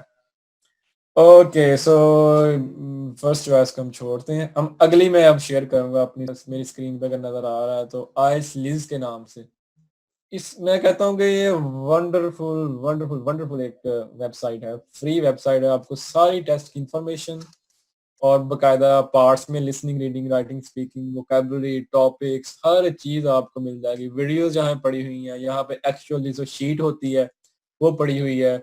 वहाँ पे आपको मुख्तलिफ इंटरव्यूज़, टिप्स एंड ट्रिक्स के वो पड़े हुए हैं। आप सिर्फ एक वेबसाइट से गो थ्रू हो लें, अच्छी तरह से इसको पढ़ लें, घर बैठे आराम से, तब ईज़िली 7, 8, 9 तक आप जा सकते हैं। दूसरा जो है, ये बहुत अहम है, इसको आप अच्छी तरह एक्सप्लोर करें। आप जाएँ अपने ब्राउज़र में आइल्स लिज़ लिखें, आपको यही मोहतरमा जो है नज़र आएँगी लिज़। तो इन्होंने ये सारी प्रिपेयर किया और इट्स वंडरफुल कि ये सब कुछ यहाँ पे फ्री है। तो यहाँ पे जो आप थोड़ा वन स्टेप अहेड जाएँ तो आप इनके साथ टेस्ट भी ऑर्गेनाइज़ कर सकते हैं, लेकिन वो आपको थोड़ा-सा कह लें कि आपको ज़रूरत होगी कह लें कि पे करने की, तो मेरा ख़्याल उसको छोड़ें, लेकिन आप इन सब को गो थ्रू हो जाएँ तमाम चीज़ों को। देन दूसरा जो है ये एक चैनल है, तो इसके ऊपर कुछ वीडियो कुछ मौजूद हैं, रिव्यूज़ एंड इंटरव्यूज़। पहले नाम था थिंक, सीक एंड लर्न, ये आपको नज़र आ रहा है थिंक, सीक, लर्न, इसको यूट्यूब पे सर्च कर लें। और यहाँ पे कुछ टिप्स, कुछ स्कॉलरशिप के ऊपर मैं उर्दू लैंग्वेज में चीज़ें पढ़ी हुई हैं। वोकैब्युलरी के बारे में भी, एक वो जो ऐप की आपने बात पूछी थी, ऐप की वीडियो भी इसी के ऊपर ही पड़ी हुई है। और इसका नाम है थिंक, सीक, लर्न, तो आप इसको भी देख सकते हैं। उसके अलावा ये जो एक ऐप है, मैं बता देता हूँ, इंग्लिश कन्वर्सेशन प्रैक्टिस। तो और साथ ही आपको सिमिलर ऐप्स नज़र आ रही हैं इंग्लिश स्पीकिंग। अब मुझे ये अच्छी लगती है ऐप वाली। आप इसको डाउनलोड करें, इसमें आपको मुख्तलिफ कैटेगरीज़ मिल जाएँगी। फॉर एग्ज़ाम्पल आपको नज़र आ रहा होगा स्क्रीन पे कि कैटेगरी में ट्रिप्स और वेकेशंस हैं, ईटिंग रिलेटेड टॉपिक्स हैं, फैमिली और फ्रेंड्स के मतलब टॉपिक्स हैं, टॉकिंग अबाउट किड्स हैं। तो उसके अंदर भी कैटेगरीज़ बनी हुई हैं, उसके अंदर फिर कन्वर्सेशंस हैं। होता है क्या है इसमें कि आप इसको इंस्टॉल करेंगे, तो नज़र आ रहा है आपको कि मैंने इंस्टॉल की हुई है, इंस्टॉल्ड आ रहा है। तो क्या होगा कि आप एक कन्वर्सेशन को पहले सुनेंगे, आप पढ़ भी रहे होंगे डेफ़िनिटली आपके सामने पहला बंदा जो है उसका नाम भी आ रहा है, उस वर्ड्स भी आ रहे हैं, दूसरा बंदा भी आ रहा है। आप पढ़ भी रहे हैं, यानी आपकी रीडिंग प्रैक्टिस भी हो रही है थोड़ी-थोड़ी, लेकिन ये उस इतनी रीडिंग प्रैक्टिस नहीं है, वो आपको बुक से और कह लें कि जो रिकमेंडेड बुक्स हैं, वो बुक्स कौन-सी हैं? वो ब्रिटिश काउंसिल की ही हैं, होती हैं। उसके ऊपर आदम भाई आपको बताएंगे कौन सी ज़्यादा बेहतर रहती है। वो एक रेंज है बुक्स की, उसमें आप 2-3 ले लें। उसके अलावा ये है ज़्यादा आपकी स्पीकिंग के लिए। तो आप करेंगे, टॉपिक को डाउनलोड करेंगे, इसमें ऑडियो मौजूद है, इसको सुनेंगे, फिर आप उसको खुद बोलेंगे। बोलेंगे कैसे जी? आप रिकॉर्ड का बटन मौजूद है, आप 2 बंदे बातें कर रहे हैं, पहली बार आप एक बंदा बन जाएँ और दूसरा बंदा बोलेगा और आपके वाले सेंटेंसेस जो हैं वो खाली होंगे, वो आपने खुद बोलने हैं। For example, hello how are you Martin? तो अब मार्टिन आप बने हुए हैं। तो आप कहें I am fine thank you, how are you? तो आप उसको सुन के बोलेंगे, आपके वाला पार्ट खाली होगा, आपने खुद बोलना होगा। यानी आप प्रैक्टिस कर रहे होंगे बोलने की, स्पीकिंग की, और वो रिकॉर्ड होता जाएगा। आपने क्या करना है कि पहली बार उसको सुनना है और दूसरी बार उसको बोल के रिकॉर्ड करना है, तीसरी बार फिर आपने खुद दोबारा अपनी रिकॉर्डिंग को सुनना है। फिर आप इसको प्रैक्टिस करते जाएँ, 2-3 हफ्ते के बाद आप देखेंगे कि जो आपने पहली रिकॉर्डिंग की थी अपनी और आपकी 2 हफ्ते बाद की रिकॉर्डिंग में काफ़ी डिफरेंस आपको नज़र आएगा। क्योंकि आप उस एक्सेंट को ग्रैब करने की कोशिश कर रहे होंगे। आप कह लें कि मुख्तलिफ रेंज ऑफ टॉपिक्स पे बात करने का आपके पास मटीरियल होगा, लाइक दैट। तो ये ऐप कैसे काम करती है वो आप इस चैनल पे थिंक सीक लर्न ये वाला लोगो वगैरह है, इसके ऊपर बहुत सी स्कॉलरशिप के बारे में और उसके बाद ये जो हमारे पास मौजूद है जी website IELTS Liz, wonderful, I am fan of that lady. तो जी that's all from my side. Thank you very much Azam भाई, ओवर टू यू। मैंने लास्ट ईयर दिया था ये आइल्स का एग्जाम। तो मैंने दोनों एकेडमिक और वो दिए थे, दोनों में कोई खास डिफरेंस नहीं है, सिर्फ राइटिंग का पार्ट डिफरेंट है। हाँ, बाकी जो कॉम्प्रिहेंशन है या जो जो सारी बातें आपने अभी एक्सप्लेन की हैं, तो आई think it was very well explained और चीजें उसी तरह ही हैं। सिर्फ एडवाइस मैं इसके ऊपर दे सकता हूँ, पार्ट बाय पार्ट ये होता है कि आप प्रैक्टिस एग्जाम करें ना, तो जो भी लोग प्लान कर रहे हैं आइल्स देने का, वो उसको टाइम करके करें। एग्जैक्ट आपके पास आई थिंक 60 मिनट्स होते हैं या कुछ इस तरह का टाइम होता है, मुझे एग्जैक्ट याद नहीं है। तो एग्जैक्टली। उन बेसिस पे अपनी जो है उनको करें, उसी तरह टाइम करके करें, कोशिश करें कि आप उसको बड़ा स्ट्रिक्टली फॉलो करके उसी टाइम के अंदर आप एग्जाम को सॉल्व करें। खास तौर पे जो कॉम्प्रिहेंशन है या राइटिंग पार्ट है, उसका एडवांटेज आपको एग्जाम में होगा क्योंकि आपकी पेस बनी होगी, आपको पता होगा। राइटिंग का ना आपके 3 सेक्शन होते हैं। पहला पार्ट आसान होता है, फिर अगला जो कॉम्प्रिहेंशन का सॉरी पहला कॉम्प्रिहेंशन का सेक्शन आसान होता है, दूसरा उससे कंपैरेटिवली डिफिकल्ट होता है, तीसरा उससे ज्यादा डिफिकल्ट होता है। तो ब्रेक डाउन होना चाहिए 15, 20, 25 मिनट का। इस तरह ही सजेस्ट करते हैं जितने लोगों ने दिया है कि आप पहले जो उसके क्वेश्चन है 20 वो 15 मिनट में करें, फिर अगला 20 में करें, लास्ट 25 में करें, क्योंकि वो थोड़ा लंबा आर्टिकल होता है और थोड़ा टाइम ज्यादा लेता है। तो इस तरह की प्रैक्टिस से प्रैक्टिस करें टाइमिंग करके, ताकि आपकी एक्यूरेसी उसके ऊपर बड़ी हो, आपको पता हो कि मैंने प्रेशर सिचुएशन में कैसे एग्जाम देना है। क्योंकि जब आप एक्चुअल एग्जाम दे रहे होंगे वहां आपके पास टाइम होगा नहीं। दूसरी ऑप्शन ये है कि अब आइल्स ने पाकिस्तान में भी, मैंने जो लास्ट अपना आइल्स का अटेम्प्ट दिया था वो कंप्यूटर पे दिया था। पहले रिटन होती थी ऑप्शन ओनली, अब सिर्फ वहां जाते थे टेस्ट सेंटर में, वो पूरा दिन लगता था। आप सुबह जाते थे, लाइनें बनाते थे और फिर जाके वो होता था। अब कंप्यूटर वाला आप 3 दिन बाद की डेट लेकर रजिस्टर करके कंप्यूटर पे जाके सुबह 9 बजे टेस्ट दे दें अपना, और उसी दिन आपका वो स्पीकिंग टेस्ट भी ले लेते हैं। 3 दिन बाद आपके पास आपकी टेस्ट रिपोर्ट आ जाती है। तो वो लोग खास तौर पे जो इसके साथ कंप्यूटर पे टेस्ट देने के लिए वो कंप्यूटर वाली ऑप्शन चूज करें, और वो उस पर कंफर्टेबल है। फॉर एग्जांपल जिनकी टाइपिंग तेज है वो कंप्यूटर वाली ऑप्शन कंसिडर कर सकते हैं, वो एक अच्छा एडवांटेज है। और जो कंफर्टेबल नहीं है, वो ज्यादा कंफर्टेबल फील करते हैं पेपर वाले एग्जाम देने के लिए, वो उस ऑप्शन पे जाए। ये तो हो गया कॉम्प्रिहेंशन वाली बात। राइटिंग जो राइट भी यही है कि आप उसको टाइम करें। उसमें वेरिएशन है कि जो जनरल वाला होता है, जो नॉर्मली इमिग्रेशन यूज करते हैं, उसके अंदर आपने एक लेटर लिखना होता है, वेराज जो दूसरा होता है उसके अंदर आपने चार्ट ट्रेन करना होता है या फिर एक स्टोरी लिखनी होती है। तो उसको भी कोशिश ये करें कि 30-30 मिनट्स में आप डिवाइड करें, और आप उसको जितना उसको वेल मैनेज करके लिखें, जितना आप प्रैक्टिस करेंगे आपको उतनी अच्छी एक्यूरेसी होगी। आपको पता होगा लॉन्ग किन चीजों के मैंने लिखना है, क्योंकि वो जेनेरिक ऐसे नहीं होगा। वो आपसे कुछ चीजें एक्सपेक्टेशन उनकी होगी कि इन चीजों के ऊपर, इन क्राइटेरिया के ऊपर राइट जो हो वो हो। तो वो आप एग्जांपल्स देख सकते हैं ऑनलाइन, आपको मिल जाएंगी कि जी एक ऐसे सैंपल ऐसे दिखाएं जिसका बैंड 7 हो, बैंड 8 हो, बैंड 7.5 हो, बैंड 9 हो। और राइटिंग ही सबसे मुश्किल होता है जिसके अंदर लाना। मेरे तीनों बैंड्स 9 थे, स्पीकिंग में, कॉम्प्रिहेंशन में और लिसनिंग में, लेकिन मेरा इसी में बैंड कम था और इसके अंदर 7.5 था। और वो 7.5 भी है कि उसके लिए आप, क्योंकि मैंने ज्यादा प्रैक्टिस नहीं की हुई थी राइटिंग की, उसकी स्कोर रिलेटिवली था। तो आप उस चीज को देखें, वो एक बड़ी हेल्पफुल होती है कि जो है बैंड स्कोर को देख के आप जज करें कि राइटिंग क्या एक्सपेक्टेशन उनकी होती है। स्पीकिंग के मामले में बेस्ट ये है कि वो इन्होंने आपने मूवीज की कोई बात की थी, बिल्कुल मैं एग्री कर, तो 3 फिल्म देखने से अंग्रेजी नहीं बंदे की चेंज होगी। सिर्फ उसका ऑप्शन जो कैंडिडेट्स के लिए है वो ये है कि आप जो क्वेश्चंस है उसको आप प्रैक्टिस करें। फॉर एग्जांपल बड़े बेसिक क्वेश्चंस भी और बड़े रिपीटेटिव क्वेश्चंस भी एट टाइम होते हैं कि जी आप करंटली क्या करते हैं, आपकी फेवरेट हॉबी क्या है, इस तरह के क्वेश्चंस वो कोई भी टॉपिक पे कर सकते हैं। आप प्रैक्टिस नहीं बेसिकली कर सकते कि क्या क्वेश्चन पूछा जाए, लेकिन कुछ क्वेश्चंस का आप बोलने का इस तरह कर सकते हैं कि लेट्स से कुछ बेसिक क्वेश्चंस हैं, अपने बारे में इंट्रोडक्शन दें, फेवरेट डिश बताएं, कोई इंटरनेशनल एक्सपीरियंस बताएं। आप क्या करें कि आप अपना पकड़िए और एक रिस्पॉन्स आप रिकॉर्ड करें कुछ सेकंड्स का। उन्हें लंबे आंसर्स नहीं चाहिए होते, उन्हें कोई भी क्वेश्चन का मैक्सिमम 20 to 30 का रिस्पॉन्स चाहिए होता है, दैट्स इट। सिवाय एक क्वेश्चन है जिसके अंदर आपको वो 2 मिनट्स देते हैं अपने पॉइंट्स लिखने के लिए और उसके ऊपर आपने कंटिन्यूअस 90 सेकंड्स या 2 मिनट्स बोलना होता है। वो एक थोड़ा सा ट्रिकी पार्ट है। बाकी आप बिल्कुल टू द पॉइंट दें। हमें बोलने की आदत ज्यादा होती है तो हमें होता है कि यार हम सब कुछ वो कह दें, तो उसके अंदर कोशिश की सिर्फ रेलिवेंट कंटेंट आप शेयर करें और जो क्वेश्चन पूछ रहा है वही आंसर करें, पूरी हिस्ट्री बताने की जरूरत नहीं है। तो इस चीज की प्रैक्टिस आप कर सकते हैं कि आप फोन पकड़ें, उसकी रिकॉर्डिंग ऑन करें और कोई भी क्वेश्चन के सामने प्रैक्टिस आता है उसका रिस्पॉन्स बना के अपनी रिकॉर्डिंग सुने कि आपकी पेस कैसी है, आप ज्यादा यू वर्डिंग फिलर वर्ड्स तो नहीं यूज कर रहे, आप रेलिवेंट कोई बात तो नहीं कर रहे, या आप बहुत ज्यादा लॉन्ग आंसर तो नहीं दे रहे। इस तरह की जो थोड़ी प्रैक्टिस है वो आपको थोड़ा सा एग्जैक्ट तो क्वेश्चंस आपको एज ए सेट नहीं आएंगे एक्चुअल टेस्ट में, लेकिन आपको थोड़ा मेंटली प्रिपेयर कर देगी कि मैंने अपनी किस तरह अपना जो स्पीकिंग है उसको मैंने करना। और तीसरी लिसनिंग है। लिसनिंग सबसे ट्रिकी पार्ट होता है क्योंकि लिसनिंग में अगर आप थोड़ा भी आउट हुए, आपका ध्यान कहीं और गया, तो आपने अच्छे वाले क्वेश्चन मिस कर दिए। और लिसनिंग रिपीट नहीं होती है, इस चीज का रखें। आपने बड़ा अपने आप को फोकस्ड रखना है क्योंकि, और बोलते स्लो स्पीड पे, ऐसे नहीं है कि आपसे मिस हो। आपसे मिस तब भी होगा कि एग्जाम आप दे रहे हैं और आपको अचानक याद आ गया यार मैंने वो फलाने से मिलने जाना है, फलाने से मिलने जाना है, उतने में आपके 3 क्वेश्चन निकल जाएंगे। तो लिसनिंग का भी यही है कि लिसनिंग के भी आपको प्रैक्टिस मटेरियल ऑनलाइन बेतहाशा गूगल आप करें, आपको हर किस्म का एग्जाम मिल जाएगा पास पेपर प्रैक्टिस के लिए। आप 4-5 एग्जाम के भी आप ऑडियो क्लिप चलाएं और आप एक दिन में पूरा एग्जाम सॉल्व करें उसका लिसनिंग का, तो आपको पता चल जाएगा। और एंड पे आपके पास आंसर की होती है, आप चेक भी कर सकते हैं आपने कितने गलत किए हैं। और लिसनिंग सबसे क्रिटिकल होती है क्योंकि लिसनिंग में अगर आपकी एक भी गलती हुई तो आपका 9 ही आएगा, आपका 8.5 हो जाएगा। इसी तरह आपकी अगर 3 गलतियां हुई तो 8 हो जाएगा, 5 गलतियां हुई तो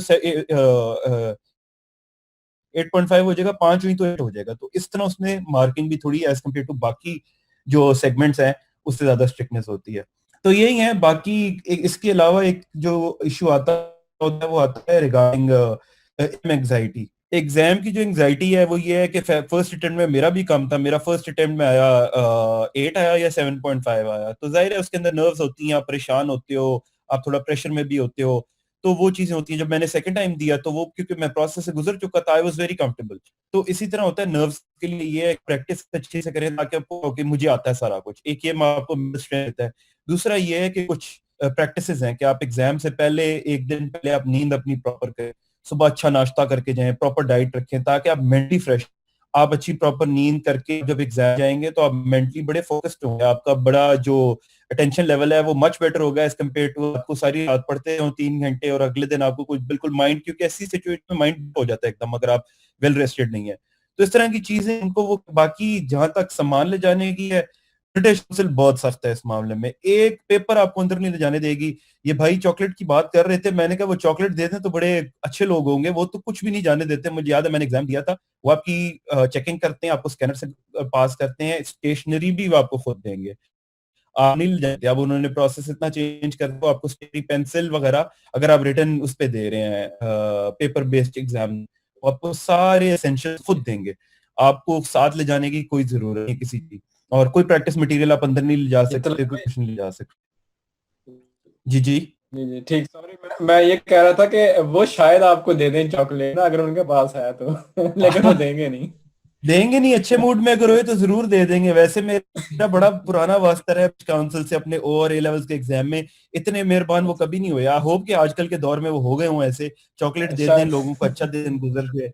लेकिन ये है कि हाँ जी, अभी कुछ नहीं ले तक जा उनका सकते। जो है ना वो ये हाँ स्ट्रिक्टनेस बड़ी ज्यादा रखते हैं। तो ये बेसिक टिप्स हैं जो कि मैंने अपने टाइम भी वो की और आई एम श्योर कि लोग इनको कंसिडर करें तो वो हो सकता है। बाकी at of the day language का एग्जाम है, कोई आपकी एप्टीट्यूड का टेस्ट नहीं है या आपकी इंटेलिजेंस को गेज नहीं कर रहा या कुछ नहीं गेज कर रहा। नॉर्मली आप देखें कि अगर आप 7 बैंड भी लेके आते हैं overall, it's good enough for any, Harvard के लिए भी वो अच्छा है, वो स्टैनफोर्ड के लिए भी अच्छा है 7, क्योंकि 7 का मकसद ये है कि आप बेसिक लेवल आप कम्युनिकेट कर सकते हैं। और हमारा इंफ्रास्ट्रक्चर है वो पब्लिक सेक्टर का हो या गवर्नमेंट सेक्टर का हो कि लोग बेहतर कम्युनिकेट कर लेते हैं कंपेयर टू बाकी कंट्रीज। हम लोग कर लेते हैं जो डेवलपिंग कंट्रीज से बेहतर। हमें मेरे साथ चाइनीज इतने सारे हैं, बड़े बड़े टॉप यूनिवर्सिटी से आते हैं, कम्युनिकेशन स्किल वैसी नहीं है, तो हमें उस चीज से परेशान नहीं होना चाहिए। एंड ये की कॉम्पिटेंसी को नहीं जज कर रहा, ये लैंग्वेज का एक स्किल है। और हमें पता है कि इंग्लिश हमारी सेकेंडरी लैंग्वेज है, लेकिन प्रैक्टिस, वो कहते हैं ना, प्रैक्टिस मेक्स एवरीवन परफेक्ट। तो प्रैक्टिस ही है, हर एग्जाम की प्रैक्टिस है, चाहे वो टोफल हो, जीआरई हो, सैट हो, जीमैट हो, जो भी एग्जाम, उनकी practice he is the only solution. तो टाइम दें उसको, डेडिकेटेड टाइम दें और बड़ा डिसिप्लिन तरीके से प्रैक्टिस करें। जो भी लोग प्लान कर रहे हैं देने का, ये नहीं है कि आप रजिस्टर कर दें उसके बाद आप क्या देखी जाएगी, आप 2 दिन पढ़े, नहीं, फिर आपको एक स्केड्यूल बनाना पड़ेगा। एटलीस्ट इसको हफ्ता, अगर आपको लगता है कि आपकी इंग्लिश वीक है, तो आप एटलीस्ट इसको 2 से 3 हफ्ते दें, डेली दिन के 2 से 3 घंटे आप इसको पढ़ें, एक एग्जाम करें, एक एग्जाम करें, एक एग्जाम करें डेली तक, और उसको फिर ट्रबल शूट करें कि आप कहाँ गलती कर रहे हैं। तो अगर आप ये प्रैक्टिसेस फॉलो करते हैं तो आई एम श्योर के स्कोर आप अच्छा लेके आते हैं।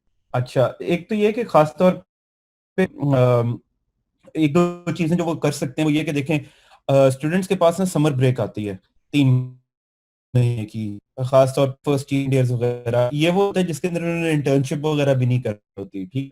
तो इस टाइम यूटिलाइज करें। हमारे से बड़ा जो ड्रॉबैक है वो ये है कि रीडिंग का कल्चर नहीं है। तो हम बड़ा स्टीरियोटाइप करते हैं कि जो कोई बुक पढ़ता हो तो हम उससे कहते हैं ये कोई किताबी कीड़ा है या ये है। तो मैं समझता हूँ कि मेरी अगर प्रोफेशनली कोई सबसे बड़ी वीकनेस रही है ना, वो यही रही है कि रीडिंग की प्रैक्टिस कभी नहीं रही, ऐसे बुक्स पढ़ने की आदत नहीं रही। तो स्टूडेंट्स को यही है कि जो फर्स्ट ईयर वाले हैं या अर्ली अभी अपने एकेडमिक उसके अंदर है साइकिल में, उनको चाहिए कि वो मैक्सिमम बुक्स पढ़ें, इंग्लिश बुक्स भी पढ़ें, उर्दू बुक्स भी पढ़ें, मिक्स है। उनको रीडिंग करना बहुत जरूरी है। उसकी रीजन ये है कि रीडिंग से एक तो ये आपकी पेस बनती है, ठीक है, आपको, दूसरी चीज ये आपकी वोकेबलरी ऐड होती है। फॉर एग्जांपल ऐसे कई स्टूडेंट्स होंगे जो आइल्स की कर रहे हैं, कल को उन्होंने जीआरई देना है, जीआरई बड़ा वोकेबलरी फोकस्ड है, आपको वोकेबलरी अच्छी आनी चाहिए, वो आपको हेल्प करेगी। और अब तीसरी चीज ये है, रीडिंग आपके सेक्शन को तो हेल्प करेगी करेगी, आपके कॉम्प्रिहेंशन वाले सेक्शन को भी करेगी, आपके राइटिंग सेक्शन को भी हेल्प करेगी।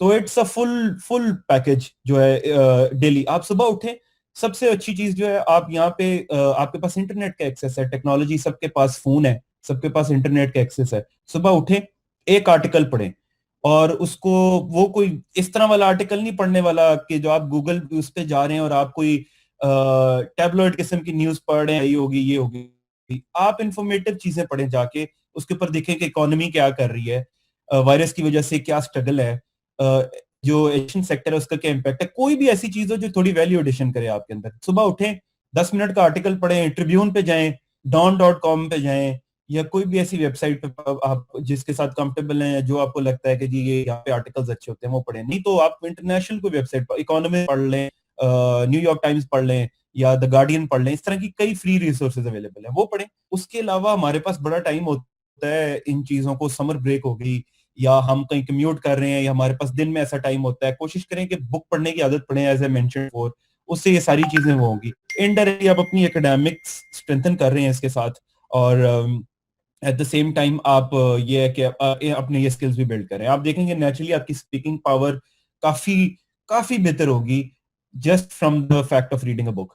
एक तो ये चीज है। दूसरा ये है कि मुझे पता है ये कल्चर बड़ा एक स्टीरियोटाइप है, और लोग बड़ा इसको बुरा मनाते हैं। हम कहते हैं कोई बंदा अंग्रेजी में बात कर रहा है तो यार ये पता नहीं कोई 2 नंबर है, या ये कोशिश कर रहा है, या वॉनबी है, या ये सारा कुछ है। तो आप इन चीजों को डिस्करेज करना चाहिए और इनकरेज ये करना चाहिए, ठीक है, आपको उर्दू आनी चाहिए, नहीं कि आप अंग्रेजी के पीछे इतना पड़ गए कि वो पीछे उर्दू भूले हुए, नहीं। You have to keep a balance. कोशिश करें कि आप जो अपना सर्कल है दोस्तों का या कुछ है कंफर्टेबल है, आप इंग्लिश में अगर आप कर सकते हैं, ताकि आप अपनी कम्युनिकेशन उसमें हो, उस एनहेंस कर सकें। या प्रोफेसर्स कभी, स्कूल्स भी बड़ा आजकल तो इनकरेज करते हैं कि जी आप आपस में कोई डिस्कशन कर रहे हैं इंग्लिश में करें, वो करें, जरूरी नहीं है। मैं समझता हूँ ये बहुत बड़ा चैलेंज है। उसकी रीजन ये है कि हमारे यहाँ पे कल्चरली थोड़ी सी ना अभी एक्सेप्टेबल नहीं है, थोड़ा सा लोग ऑकवर्ड होते हैं, कतराते हैं, अच्छा ये करें कि ना करें, और भी बड़े फैक्टर्स इसके अंदर होते हैं कि यार अच्छा ये है। बाकी है कि आप मिरर प्रैक्टिस, उसमें यहाँ पे आपने लिखा mirroring, mirroring initiative I would say, लेकिन ये है कि हर कोई इस तरह कंफर्टेबल नहीं होता। जो लोग कंफर्टेबल हैं वो जरूर करें, जो नहीं है वो ये देखें कि अच्छा हाँ यार ठीक है। एवरी नाउ एंड देन अगर आपके साथ सर्कल में कोई ऐसा बंदा है जिसके साथ आप फील करते हैं कि यार इनकी स्पीकिंग जो है पावर वो काफी फ्लुएंट है, या इनकी वोकैबुलरी अच्छी है, या ये अच्छा मुझे गाइड कर सकते हैं, उनके साथ बैठे, उनके साथ एक सेटिंग करें, उनके साथ एक ब्रीफ वन ऑन वन बड़ी पर्सनलाइज डिस्कशन करें और उनसे अंग्रेजी में बात करें। इस तरह होगा अपने सर्कल में नहीं बात करें, लेकिन आप बड़े लिमिटेड लोगों के साथ एक एक्सपोजर करें ताकि आपको पता हो कि आपकी वीकनेस और उसके अंदर क्या है, स्ट्रेंथ क्या है। वो आपको बड़ा हेल्प करेगी इन टर्म्स ऑफ वो वन ऑन वन में आप कंफर्टेबल भी होंगे उस बंदे के साथ बोलने में, और वो आपको बड़ी ऑथेंटिक या जेन्युइन क्रिटिक भी देगा कि नहीं आपकी वीकनेस ये है, ये आपकी स्ट्रेंथ है उसके अंदर बोलने। तो ये कुछ मैयर्स हैं, ये आप कर सकते हैं। और इनका फायदा ये है कि कल को जब आप इंडस्ट्री में जाएंगे ना, मेरा इंजीनियरिंग का बैकग्राउंड था और मैं समझता हूँ कि सबसे बड़ी जो स्ट्रेंथ वहां पे रही है, या सबसे बड़ा इम्पैक्ट रहता है, वो आपकी कम्युनिकेशन स्किल या पब्लिक स्पीकिंग का रहता है। टेक्निकल स्किल मैटर करते हैं, आप जितने भी होंगे, क्योंकि जाहिर है काम टेक्निकल स्किल से चलना है, जुबान से नहीं चलना। तो लेकिन ये है कि this is one of the key skills जो कि is right at the top. बहुत जरूरी है कि लोगों के पास कम्युनिकेशन की अच्छी वो हो।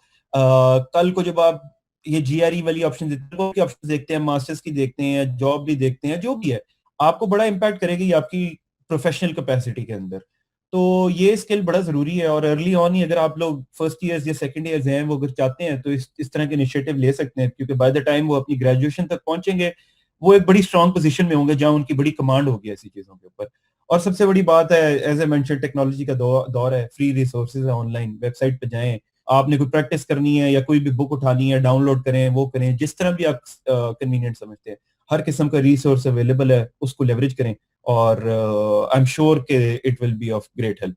कामरान भी आप कुछ ऐड करना चाहते हैं? जी आजम भाई, मैं इसमें थोड़ा सा ऐड करना चाहूंगा। इसमें बड़ी जबरदस्त बात की तलाल भाई ने, उसी को मैं कंटिन्यू करूंगा थोड़ा सा, कि जिस तरह उन्होंने कहा ना कि इस लेवल पे इंटरमीडिएट या एफएफसी में हिचकिचा रहा होता है बंदा, थोड़ा शाय होता है, तो आप जो आपके 2-4 करीबी दोस्त होते ही हैं, आप फोकस ग्रुप बना लें। व्हाट्सएप हम बहुत यूज करते हैं, तो आप व्हाट्सएप पे 2-4 लोगों का ग्रुप बना लें, और आप वहां पे डेली का आर्टिकल शेयर भी कर सकते हैं, एक दूसरे का ओपिनियन पूछें जी आपका क्या ख्याल है, या आप ये कह लेंगे जी इसके ऊपर थोड़ा सा बताना यार बोल के, तुम्हारा इसको जरा प्रैक्टिस करके देखते हैं। फ्रेंडली मैनर से आप उससे दोस्तों से गपशप लगा सकते हैं।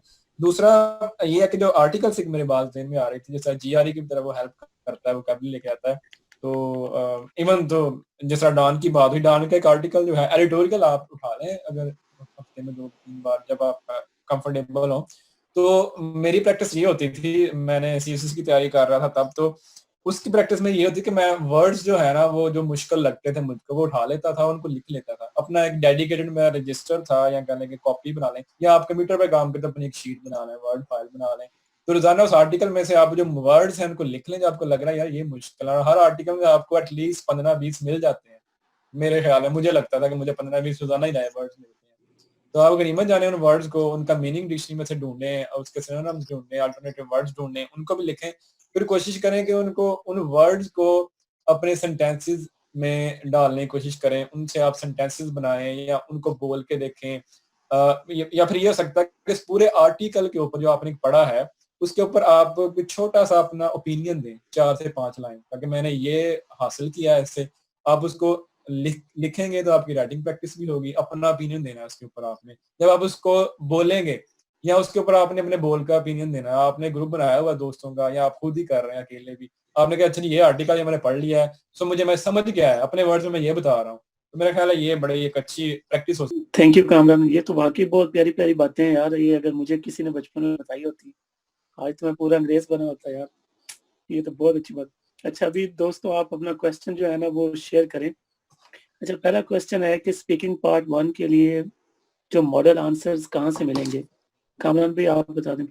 अच्छा, मॉडल आंसर का मुझे खैर मेरे ख्याल में, सॉरी टू इंटरप्ट, हाँ। वो जो आपने क्या वेबसाइट, वो जो लिज की है, लिज आइट्स के नाम से वेबसाइट है। नहीं, वो स्पीकिंग के लिए जिस तरह की इंटरव्यू टाइप होता है ना, इसमें मॉडल से मेरा ख्याल वो ये पूछते हैं कि जो रिपीटेटिव, जो तलाल भाई ने बात की, कि जिस तरह वो यही होते हैं, आपका अपना होता है, या कि मुझे अब समझ नहीं आ रही स्पीकिंग से मेरा उसी स्पीकिंग को ले रहे हैं या फिर ये लिसनिंग को स्पीकिंग कह रहे हैं। खैर, अगर आप इंटरव्यू की बात कर रहे हैं तो उसके लिए यही है कि आप एक अपना इंट्रोडक्शन अच्छा सा तैयार रखें, और जनरल बातें, हॉबीज के ऊपर भी अपने वर्ड्स तैयार रखें, और उसको किसी चेक भी करवा लें कि जी पहली बात तो ये कि ये टू फ्लुएंट होनी चाहिए और एट द पॉइंट ही आपसे वो ज़हन में चीज़ें आ रही थी, लेकिन आपने पहले प्रैक्टिस उसकी बार-बार की हो। जनरल क्वेश्चन या मॉडल आंसर तो नहीं होते, वो आप खुद बनाते हैं, अपना इंट्रोडक्शन बनाएँ, आप हैं कौन, कहाँ से बिलॉन्ग करते हैं, आपकी हॉबीज़ क्या हैं, आपका मुख्तलिफ चीज़ों के बारे में क्या ख़्याल है, जो जनरल सी चीज़ें हो सकती हैं, politics, sports, this and that.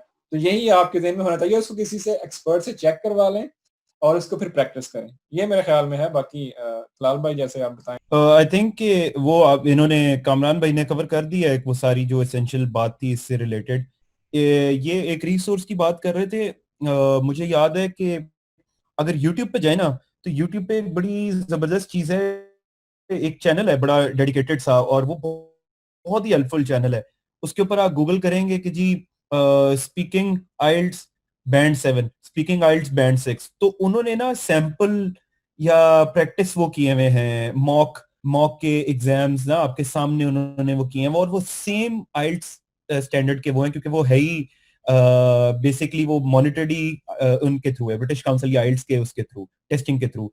तो वो एक्यूरेट डिपिक्शन है कि किस तरह के क्वेश्चन है, वो बिल्कुल आपको उसी तरह शो करेंगे कि जी आप प्रॉक्टर बैठा हुआ है या इन्विजिलेटर, आप अंदर जाते हैं स्पीकिंग वाले उसके लिए, आप अपना पासपोर्ट देखते हैं, हैंड ओवर करते हैं, वो पासपोर्ट देखता है या आईडी देखता है, फिर वो कुछ नोट्स लिखता है, फिर वो सामने आपको इंस्ट्रक्शन देता है कि मैं टाइमर ऑन करूंगा, वो टाइमर ऑन करता है, वो सारी रिकॉर्डिंग करता है। तो वो सारी चीजें जो है ना वो एक बड़ा हेल्पफुल रिसोर्स है।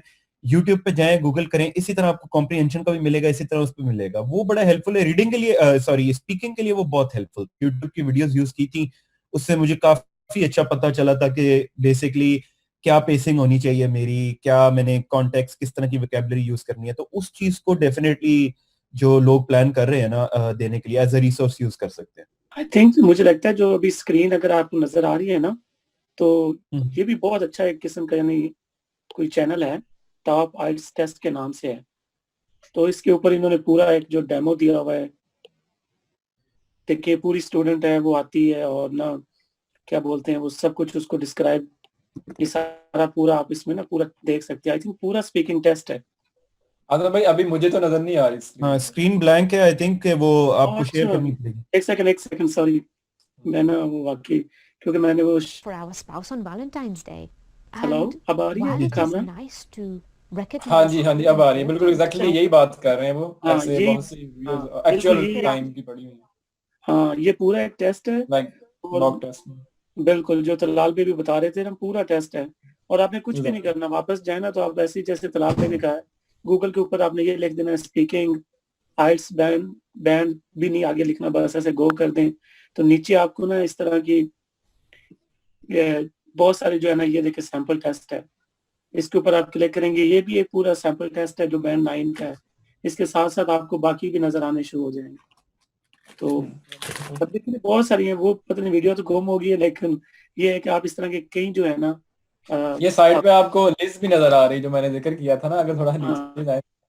असल में ये बहुत पॉपुलर बंदी है। मैं आपको बताऊं 3 साल पहले आई थिंक जब मैंने टेस्ट दिया, अपना टेस्ट दिया था आइल्स का, हाँ तो जी, हाँ। उस वक्त मैंने एक सिर्फ ना मेरे पास महीना 15 दिन थे आई थिंक, तो मैंने सिर्फ इसी के 2-4 इसकी वेबसाइट पे गया और वहां पे जाके कोई जितने भी इसकी वो क्या बोलती है, इसकी वेबसाइट बहुत ही कम्प्रिहेंसिव है, ये चैनल भी इसका बहुत अच्छा है, लेकिन अगर आप वेबसाइट पे जाए ना तो मैं आपको दिखाता हूँ। ये देखें, ये फॉर एग्जांपल इसकी वेबसाइट है आइट्स लेस के नाम से, और जैसे वो कामरान भाई बता रहे थे ना, ये एक पहला क्वेश्चन है राइटिंग का, तो जिसमें ये टेबल दिया हुआ है और आपने क्या करना है कि वो पूछ रहे हैं कि the table below gives information about consumer spending on different items in 5 different countries in 2002। तो ये आपके पास एक टेबल है और उसके बाद अगर आप देखें तो उसमें टिप्स वगैरह भी सारा कुछ दिया हुआ है, और बल्कि ये उसका ये रिस्पॉन्स भी, ये मॉडल आंसर भी दिया हुआ है। तो देखिए ये the table is illustrates the proportion of national expenditure in Ireland, Italy, Spain, Sweden, Turkey. तो ये सारा उसने देखो, मतलब मुझे तो बहुत अच्छी वेबसाइट लगती है ये। अगर आप सिर्फ ना, मैं और कुछ नहीं कहूँगा, अगर आपने टेस्ट आइल्स जो है ना वो टारगेट किया हुआ है, आप रोजाना आके यहाँ पे सिर्फ ना इसकी वेबसाइट पे 15-20 मिनट, 20 मिनट या घंटा लगा सकते हैं, तो बहुत है। लेकिन मुझे लगता है ये बहुत अच्छी वेबसाइट है, कम्प्रिहेंसिव है, और एक एक जो चीज है ना उसके ऊपर उसने काम किया हुआ है। ये देखिए आइल्स लिसनिंग, राइटिंग, सब कुछ आपको मिल सकता है। आपने क्लिक करना है और नीचे सारी इंफॉर्मेशन, टिप्स, मुझे लगता है हम तो बोलते रहे तो 2-4 साल लग जाएंगे, जितना इसने कंटेंट बीबी ने प्रोड्यूस कर लिया है। ये बहुत ज्यादा है, बहुत ज्यादा इंफॉर्मेशन है। एक एक आप देखिए, ये पैराफ्रेजिंग, पता नहीं क्या क्या। इसमें आजम भाई यहाँ पे मैं एक बात ऐड करूंगा कि जब हम ऐसे बहुत सी चीजें देखते हैं, थोड़ा सा अक्सर जो स्टूडेंट है घबरा जाते हैं कि पता नहीं इतना कुछ है। आपने जो कहते हैं ना कि पहला स्टेप लेना है, बारिश का पहला कतरा बन जाए, बारिश शुरू बिल्कुल। तो आप स्टार्ट कर दें। अब ये सिर्फ सोचते रहने से, अक्सर ये इसी बारे में नहीं, कोई भी टास्क लेने जिंदगी का, अगर आप सोचते ही रहेंगे, परेशान होते रहेंगे तो वो नहीं होता। बस आप शुरू कर दें, आप अल्लाह का नाम लेना शुरू करें, हो जाएगा, कोई चीज नहीं है। Just a test of your language. I think Kamran भी एक बात मैं ऐड करना चाहूंगा सेकेंडरी कि लैंग्वेज है। हाँ बिल्कुल, ये ना जैसे तलाल भाई ने भी बताया, आपने भी बताया कि एक सिर्फ लैंग्वेज टेस्ट है और कुछ नहीं है। लेकिन अगर ओवरऑल इसकी वर्थ देखी जाए ना, तो मुझे ये बहुत अच्छा लगता है। ये आपको इतना ऑर्गेनाइज कर देता है प्रोफेशनली। आप बस नियत कर लें कि आपने ये टेस्ट नहीं भी ना अगर अटेम्प्ट करना, आपको जरूरत नहीं भी है, लेकिन मैं इतना इनकरेज करता हूँ कि आप सिर्फ कुछ टाइम निकालें और 1-2 महीने जो है ना, कुछ थोड़ा थोड़ा टाइम निकाल के, जैसे समर आ रहा है, तो आप सिर्फ आइल्स के जो चारों सेक्शंस है ना, उसको एक दफा प्रिपेयर कर लें। मैं आपको बताऊं, लिटरली आपकी जो प्रोफेशनल डेवलपमेंट होती है इसके अंदर अंदर, मतलब आपको राइटिंग आ जाती है, रीडिंग आ जाती है, आपके पास स्पीकिंग की जो एक एबिलिटी आती है वो इम्प्रूव हो जाती है। समझिए तो आपकी सारी कम्युनिकेशन ही जो है, चाहे वो रिटन कम्युनिकेशन है, चाहे वो मतलब स्पीकिंग कम्युनिकेशन है, वो सारी इम्प्रूव हो जाती है। तो ये बड़ा मेरे ख्याल में स्ट्रॉन्ग एक टेस्ट है, इस लिहाज से अपने आप को भी इम्प्रूव करने के लिए। ओवरऑल जो इसका इम्पैक्ट है वो बहुत ज्यादा। अच्छा, एमसीक्यूज का पार्ट वो वही, जिस तरह पहले भी मैंने भी तलाल भाई ने बताया कि आपने फोकस रहना होता है। लाइक यही तो आपकी कहने की प्रैक्टिस है, और प्रैक्टिस से ही ये फोकस आता है। फॉर एग्जांपल, अगर तो आपने वहां बैठे हुए जरा सा मिस किया तो आप वो 2-4 क्वेश्चन मिस कर देंगे। लेकिन इसमें एक टिप ये भी होती है कि साथ साथ आपकी नजरें वैसे ही उसी स्पीड के साथ तकरीबन पैराग्राफ पे चल रही हो पेज के ऊपर, या कहने के स्क्रीन के ऊपर। तो अगर आप कुछ थोड़ा मिस कर भी जाए तो आप जो भी वर्ड उस वक्त बोला जा रहा है उसको ग्रैब करके देखें स्क्रीन पे कौन सा आ रहा है। यानी मुश्किल आपके लिए शायद एमसीक्यू मुश्किल हो, किसी के लिए शायद मैचिंग मुश्किल हो। मुश्किल ये नहीं है कि कौन सा पार्ट मुश्किल है, एक्चुअली ये इट्स ऑल अबाउट फोकस। आपने उस वक्त फोकस करना है, उसको प्रैक्टिस करना है। आई डोंट थिंक सो ये मुश्किल है, it's easy, but all depend upon your focus. अच्छा, मैंने भी जब दिया था ना टेस्ट, मुझे अब ज्यादा तो याद नहीं है, लेकिन मुझे लगता है कि खैर जैसे तलाल भाई ने पहले बताया कि लिसनिंग में ना वो जो बोल रहे होते हैं ना, वो इतना तेज नहीं बोल रहे होते। उनका बड़ा एक्सेंट जो होता है बड़ा स्मूथ सा होता है, और आप इवन हम ब्रिटिश एक्सेंट से नहीं भी ज्यादा फेमिलियर, तो हम फिर भी जो है ना रिकॉग्नाइज कर रहे होते हैं वर्ड्स को। तो आपको ना कुछ की वर्ड्स होते हैं जब आप लिसनिंग कर रहे होते हैं ना, तो अक्सर वो वर्ड्स जो होते हैं उसकी टॉक में भी आ रहे होते हैं, और आपके ऊपर, आपके सामने जो पेज के ऊपर क्वेश्चन पड़ा होता है उसमें भी आ रहे होते हैं। तो मेरे ख्याल में शायद ये प्रैक्टिस, अगेन प्रैक्टिस है, लेकिन ये भी एक स्ट्रेटजी है कि अगर आपकी लिसनिंग के दौरान की वर्ड्स जो होते हैं और क्वेश्चन के अंदर जो भी की वर्ड्स हों, उनको मैच करने की अगर एबिलिटी बढ़ जाए ना, तो मेरे ख्याल में देयर आर मोर चांसेस कि आपके जो क्वेश्चन है वो अटेम्प्ट बढ़ जाती है और आंसर भी ठीक होते हैं। बाकी इस दौरान चले, जब तक कोई क्वेश्चन आता है, मैं यही कहूंगा कि इसको ना आप एक स्केड्यूल प्रॉपर बनाएं, और बहुत ज्यादा बर्डन भी लेना कि आपके पास टाइम है अभी, फॉर एग्जांपल कुछ मंथ्स हैं, तो आप थोड़ा रिलैक्स होकर कर लेंगे, आपके पास टाइम कम है तो आप उसको थोड़ा स्ट्रिक्ट होकर अपना स्केड्यूल बना लें। और जो जो हमने बातें की हैं आप उनसे गो थ्रू हो, इन वेबसाइट पे जाएं, इन रिसोर्सेज को देखें। तो I am very much hopeful कि आप इसको इजीली अच्छा बैंड ले सकते हैं। जस्ट प्रैक्टिस करने की, फोकस करने की और चीजों को ऑर्गेनाइज करने की जरूरत है। कोई दिन का एक डेडिकेटेड आवर जो है आप रख लें कि दिन में मैंने इस वक्त जो है इसकी प्रैक्टिस करनी है, जो आपके ख्याल में आपका एक अच्छा टाइम है फोकस करने का। और जरूरी नहीं कि वो बड़ा स्ट्रिक्ट हो, आप आगे पीछे भी कर सकते हैं, लेकिन कुछ टाइम रोजाना आपने देना है। और इसके लिए मुख्तलिफ जो रिसोर्सेज हैं उनका फायदा ये होता है कि आपको कोई सेटिंग करने की जरूरत भी नहीं है। आजकल तो टेक्नोलॉजी का दौर है, कुछ एप्स ऐसी मौजूद है कि लिसनिंग के जो क्लिप्स हैं वो चल रहे होंगे, आप लेटे हुए बेड के ऊपर, रात का टाइम है, तो आप अपना हेडफोन जो है या जो भी हैंड फ्री अपने कानों में लगाएं और आप सुनते जाएं, वो भी आपकी रिलेटेड प्रैक्टिस हो रही है। यानी कि बहुत माहौल बनाने की जरूरत नहीं है कि सेट वेट होकर बैठना है। तो आप बस कह लें कि आराम से किसी जॉगिंग करते हुए, चलते फिरते आप बस सुनते रहे, साथ साथ आपकी प्रैक्टिस हो रही है। मेरे ख्याल में ये बड़ी अच्छी टिप है कि आपको टाइम एलोकेट करना चाहिए। और असल में ये सारी डेडिकेशन की बातें होती हैं। आप कोई भी फील्ड विन करना चाहते हैं ना, जब तक आपके अंदर डेडिकेशन नहीं है, एक विनर वाली सोच नहीं है, जब तक आप टारगेट सेट नहीं करते, तो मुझे नहीं लगता कि इंसान जो है वो शायद विन कर भी ले एक पॉइंट पे, लेकिन उस रिदम और उस स्पीड से कर ले जो कि दूसरे लोग जो टारगेटेड होते हैं वो करते हैं। तो आपको वाकई एक अभी माइंडसेट बना लें कि आपने फ्यूचर में आपने करना क्या है, और अगर उसमें आपको लगता है कि मैं तो पहले ही बताया कि आइल्स चाहे नहीं भी करना, लेकिन इसको ज़रूर प्रिपेयर करें। ये एक बड़ी अच्छी चीज़ है और ये बहुत तरीकों से, बहुत मैं कह सकता हूँ बहुत रंगों में आपको हेल्पफुल हो सकती है। तो इसको ज़रूर प्रिपेयर करना चाहिए। हर जो चाहे किसी भी मेजर का हो, कम्युनिकेशन बहुत ज़रूरी है और यही हमारी जो हमारे स्टूडेंट्स हैं उनके दरमियान में एक बहुत बड़ा गैप। Sir kindly brief about difference between British and Australian IELTS test. Kamal भी आपने कौन सा लिया था? मैंने ब्रिटिश वाला लिया था और ये सेम एप्लीकेबल है, कोई इतना फर्क नहीं है। शायद कुछ लोग कहते हैं कि ये कोई डिफिकल्टी का लेवल है, लेकिन मुझे तो कोई नजर नहीं आया। आप इसको सेम ही कंसिडर करें।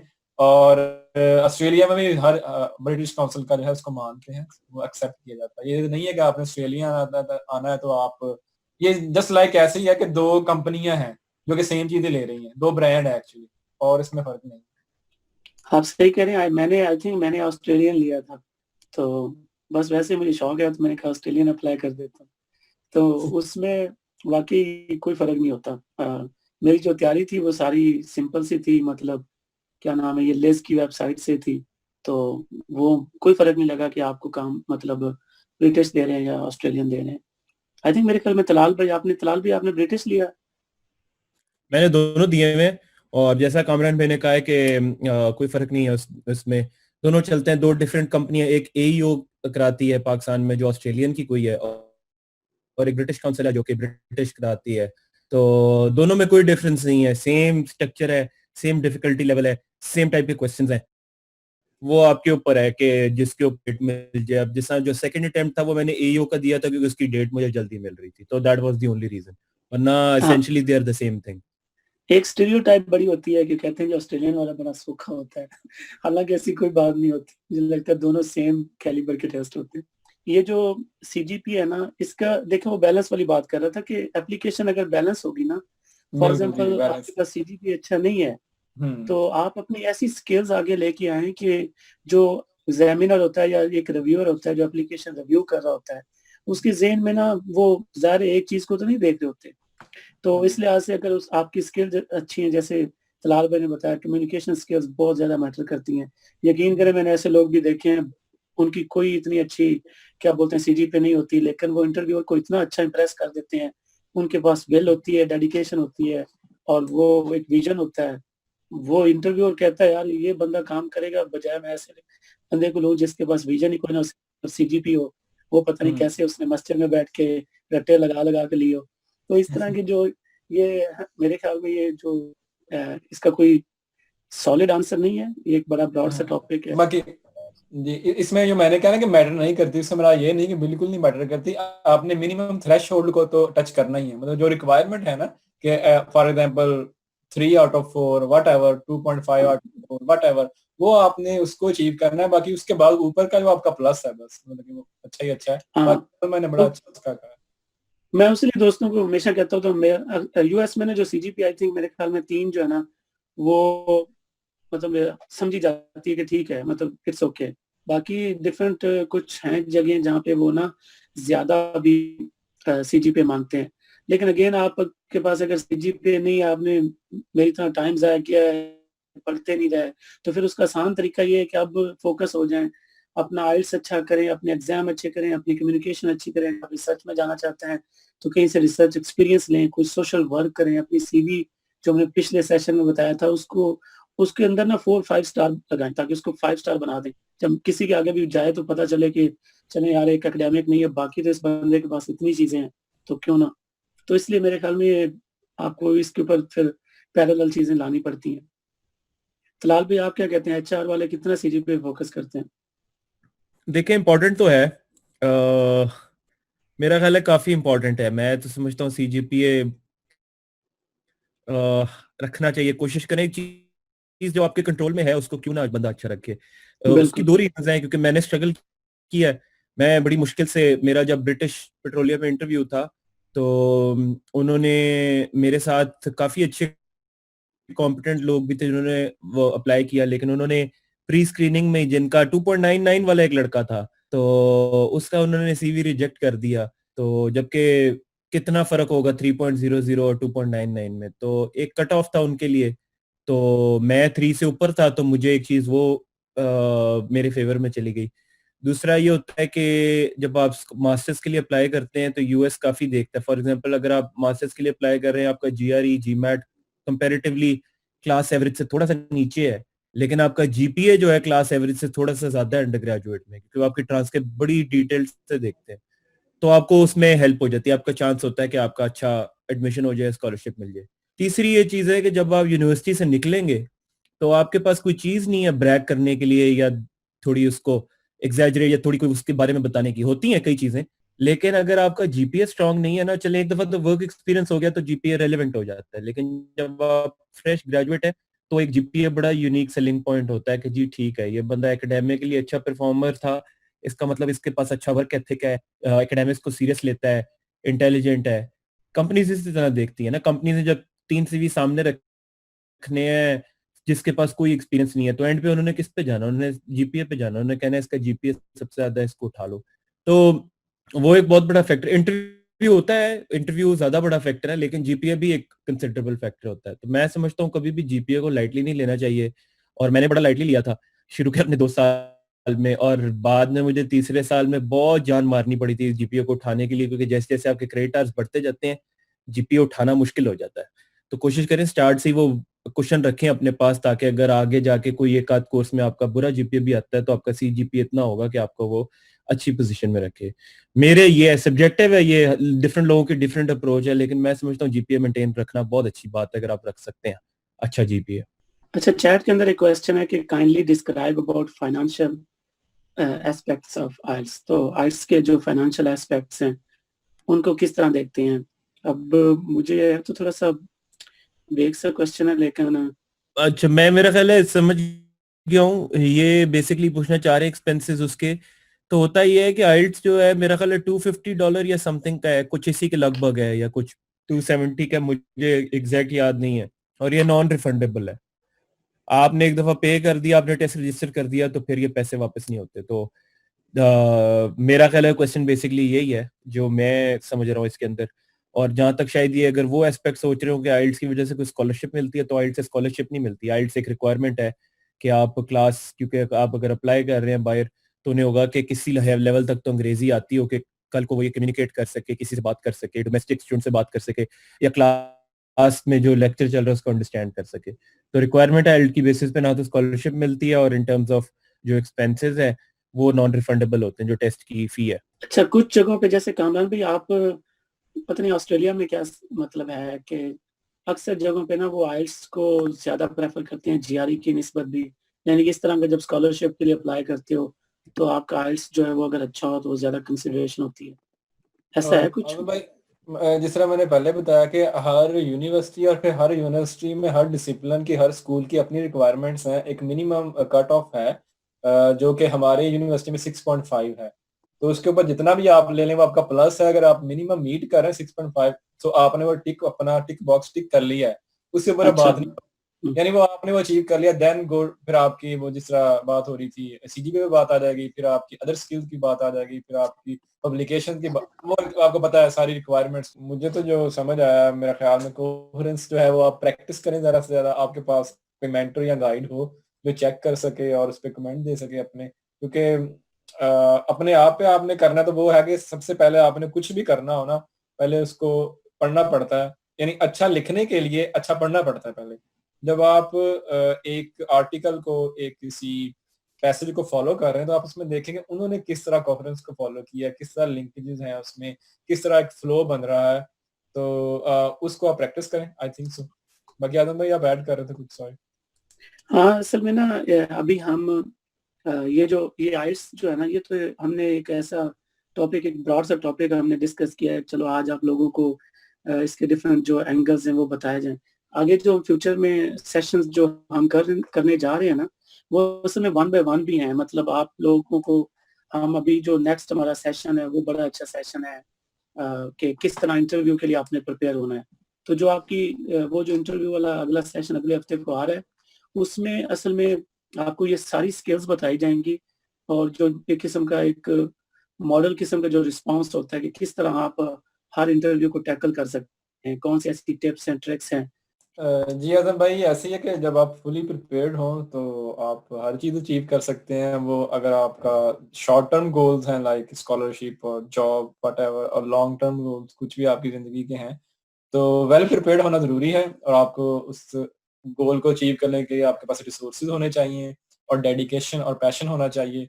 तो वो हम अपने हिस्से का पार्ट कर रहे हैं कि हम कोशिश कर रहे हैं आप कुछ टूल्स दे सकें और थोड़ा-सा जो क्लैरिटी है उसको मज़ीद बेहतर कर सकें कि किस तरह वहाँ तक पहुँचना है। बाकी आपका पैशन, आपकी डेडिकेशन ये ज़्यादा मैटर करेगी कि आप उस चीज़ को कितना चाहते हैं, अब कितनी वो चीज़ रिक्वायर है, कितनी शिद्दत से।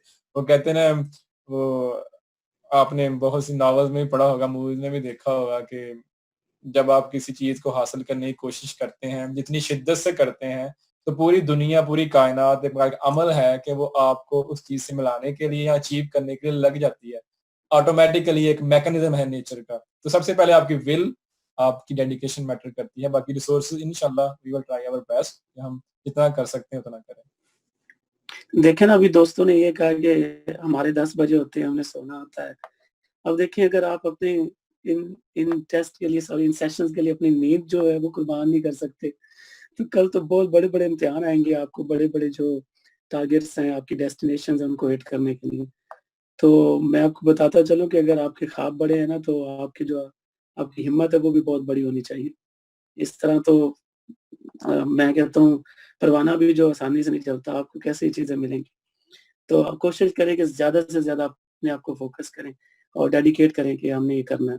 बाकी यहाँ पे एक ना क्वेश्चन है कामरान भाई, कि ये पूछ रहे हैं कि how many tries are available for आइस once we have paid 34,000 rupees. मुझे लगता है कि आप एक ही वक़्त कर सकते हैं ना? जी, ये एक बार जब आपने फ़ी दी है तो आप एक बार ही टेस्ट देंगे और आपका एक बार ही रिज़ल्ट आएगा और उस रिज़ल्ट को 2 साल के लिए वैलिड होगा। और वो रिज़ल्ट आप चाहे 1000 बार, 5000 बार भेज दें किसी भी 1000 कंपनियों को, वो एक ही आपकी जिस तरह डिग्री होती है, आपका जिस तरह रिज़ल्ट फॉर्म होता है, रिज़ल्ट ट्रांसक्रिप्ट होता है, इसी तरह ये भी एक रिज़ल्ट है। आप कहीं भी भेज सकते हैं उसको। लेकिन ये है कि 34,000 में एक अटेम्प्ट और एक ही ट्राई और एक ही रिज़ल्ट होगा जो कि आगे चलता रहेगा 2 साल तक। और उसके अलावा अगर आपको पसंद नहीं है वो स्कोर, आप कहते हैं ये कम है या रिक्वायर्ड नहीं है जितना मुझे चाहिए था, आप मेरे ख्याल विदिन मंथ, मुझे ये टाइम नहीं क्लियर कि दोबारा आप कितनी जल्दी दे सकते हैं, लेकिन आप दोबारा जितनी मर्ज़ी बार दे जाएँ, लेकिन हर बार आपको फ़ी 34,000 देनी पड़ेगी। ये तलाल भाई सही बता सकते हैं कि आप कितनी ट्राइज़ और कितनी जल्दी दे सकते हैं। हाँ, ये बिल्कुल मैं एग्री करूंगा कि वही है, इसके ऊपर कोई लिमिट नहीं है। जीआरई वगैरह पे लिमिट होती है कि आप मैक्सिमम उसको 8 दफा दे सकते हैं। मेरा ख्याल है कोई बेवकूफ़ी होगा जो 8 दफा ऐसा एग्जाम दे, लेकिन यह है कि नॉर्मली आइल्स की कोई लिमिट नहीं है, which is a good thing. और दूसरा ये है कि प्रैक्टिस प्रैक्टिस प्रैक्टिस प्रैक्टिस करके लोग अपना स्कोर इंप्रूव कर लेते हैं। ऐसे बहुत कम केसेस हैं कि लोग एक स्कोर पे स्टक हुए हों। अब बार बार प्रैक्टिस करते हैं तो लोग ऐसे, आई नोन पीपल जो 5.5 से स्टार्ट हुए और एंड पे उनका स्कोर जो फाइनल स्कोर था वो 7.5 था। तो इसके ऊपर कोई लिमिट नहीं है। जहां तक वो है गैप का, बिल्कुल एक गैप होता है। आई थिंक या तो वो 2 हफ्ते का या 3 हफ्ते का गैप है अगला टेस्ट देने के लिए। आपको उतना गैप रखना पड़ता है और फिर आप अगला टेस्ट देते हैं, कुछ इस तरह का चक्कर होता है, लेकिन एक सर्टन टाइम पीरियड का गैप है अगली अटेम्प्ट तक। तो आपको ये बात भी मद्देनजर रखनी पड़ेगी ना फिर कि अगर आपने किसी स्कॉलरशिप के लिए एप्लीकेशन के लिए डेडलाइन है, तो आप सेकंड अटेम्प्ट के लिए एलिजिबल हैं भी कि नहीं है। लेकिन मेरे ख्याल में मैं कहता हूँ कि आप पहली अटेम्प्ट इतनी, क्या बोलते हैं, तैयारी से दें कि आपको दूसरी अटेम्प्ट की ज़रूरत ही ना पड़े। तो अपनी अपनी जो है ना खूब तैयारी करें दिल लगा के, बस इसके ना पीछे पड़ जाएँ, जैसे कहते हैं ना पीछे पड़ जाएँ चीज़ के, और इसको इतना अच्छा करें कि बस ही हो जाए। क्यों कामरान भाई?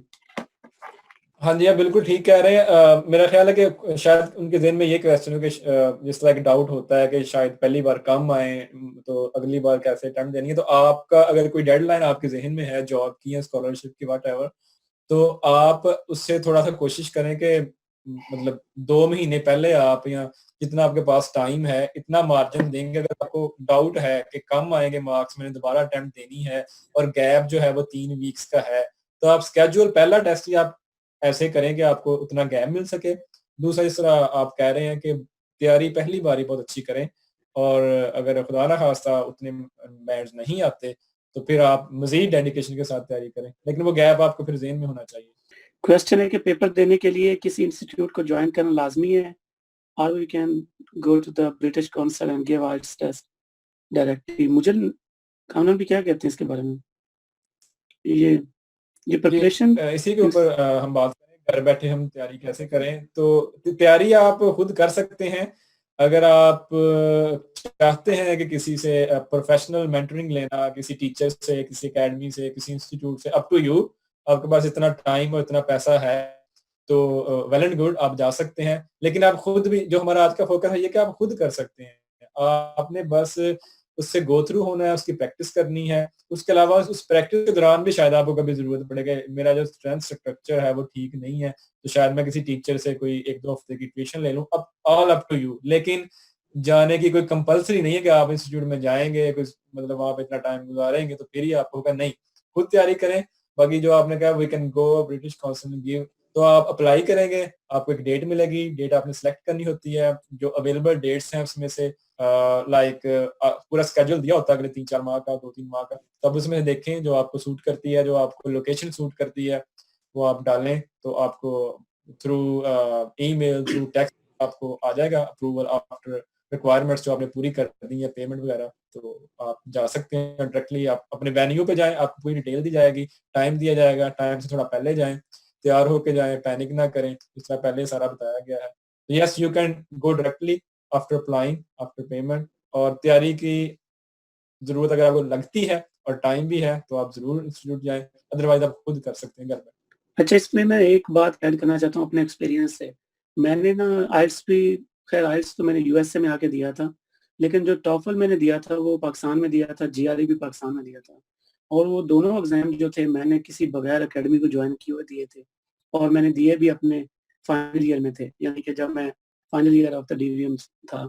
तो मुझे नहीं लगता कि जब मैं पढ़ भी रहा था, यानी साथ में क्लासेस में, तो अगर बंदा मैनेज करना चाहे ना तो कर सकता है, इट्स डूएबल, इतना मुश्किल काम नहीं है। आपको जहाँ देखें, अगर एक बंदे को फॉर एग्जांपल अगर कामरान भाई हैं, उनका ज़्यादा एक्सपोज़र है या ज़्यादा उन्होंने मतलब 2 साल, या तलाल भाई जिनका 2-3 साल एक्सपीरियंस है। देखिए अब उनको तो मैच नहीं ना कर सकते हम, अगर अंडरग्रेड स्टूडेंट्स होंगे, तो आपको फिर टाइम बढ़ाना पड़ेगा। आप अपनी ना सिर्फ ये देखें कि आपकी डेफिशिएंसीज़, पहले तो स्ट्रेंथ और वीकनेस पे काम करें, कि आपको लगता है कि मेरी राइटिंग कमज़ोर है तो राइटिंग को पकड़ लें, स्पीकिंग है तो स्पीकिंग को पकड़ लें। फिर उसके मुताबिक ना अपने आप को ज़्यादा से ज़्यादा जो टाइम दें और वो जो सेक्शन है ना, वो इम्प्रूव करें। और मैं मज़े की बात बताऊँ, ये इतना अच्छा टेस्ट है कि आप इसका एक सेक्शन पकड़ लें और उसको इम्प्रूव कर लें, दूसरा सेक्शन ऑटोमेटिक इम्प्रूव हो जाता है। ये तो मतलब पता नहीं इसके अंदर क्या है, ये क्योंकि सारी इंटरकनेक्टेड चीज़ें हैं।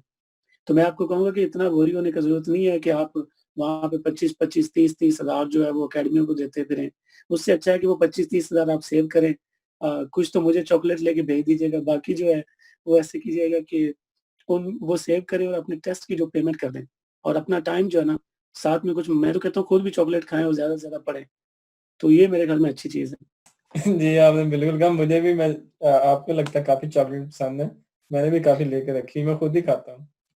असल में यार चॉकलेट बस क्या करें, ऐसे ही है ना, एनर्जी कुछ ना कुछ तो खानी पड़ती है फिर। लेकिन अच्छी चीज़ है, आप चॉकलेट जो है वो ले मैं गलत कह रहा हूँ चॉकलेट के, मैं वैसे कोई प्रमोटर नहीं हूँ। वैसे मैं कह रहा हूँ कि आप कोई भी चीज़ जो है ना, वो अपने पैसे सेव करें और अपने ऊपर लगाएँ और खाएँ, अच्छा पिएँ और पढ़ें, मेरे ख्याल में।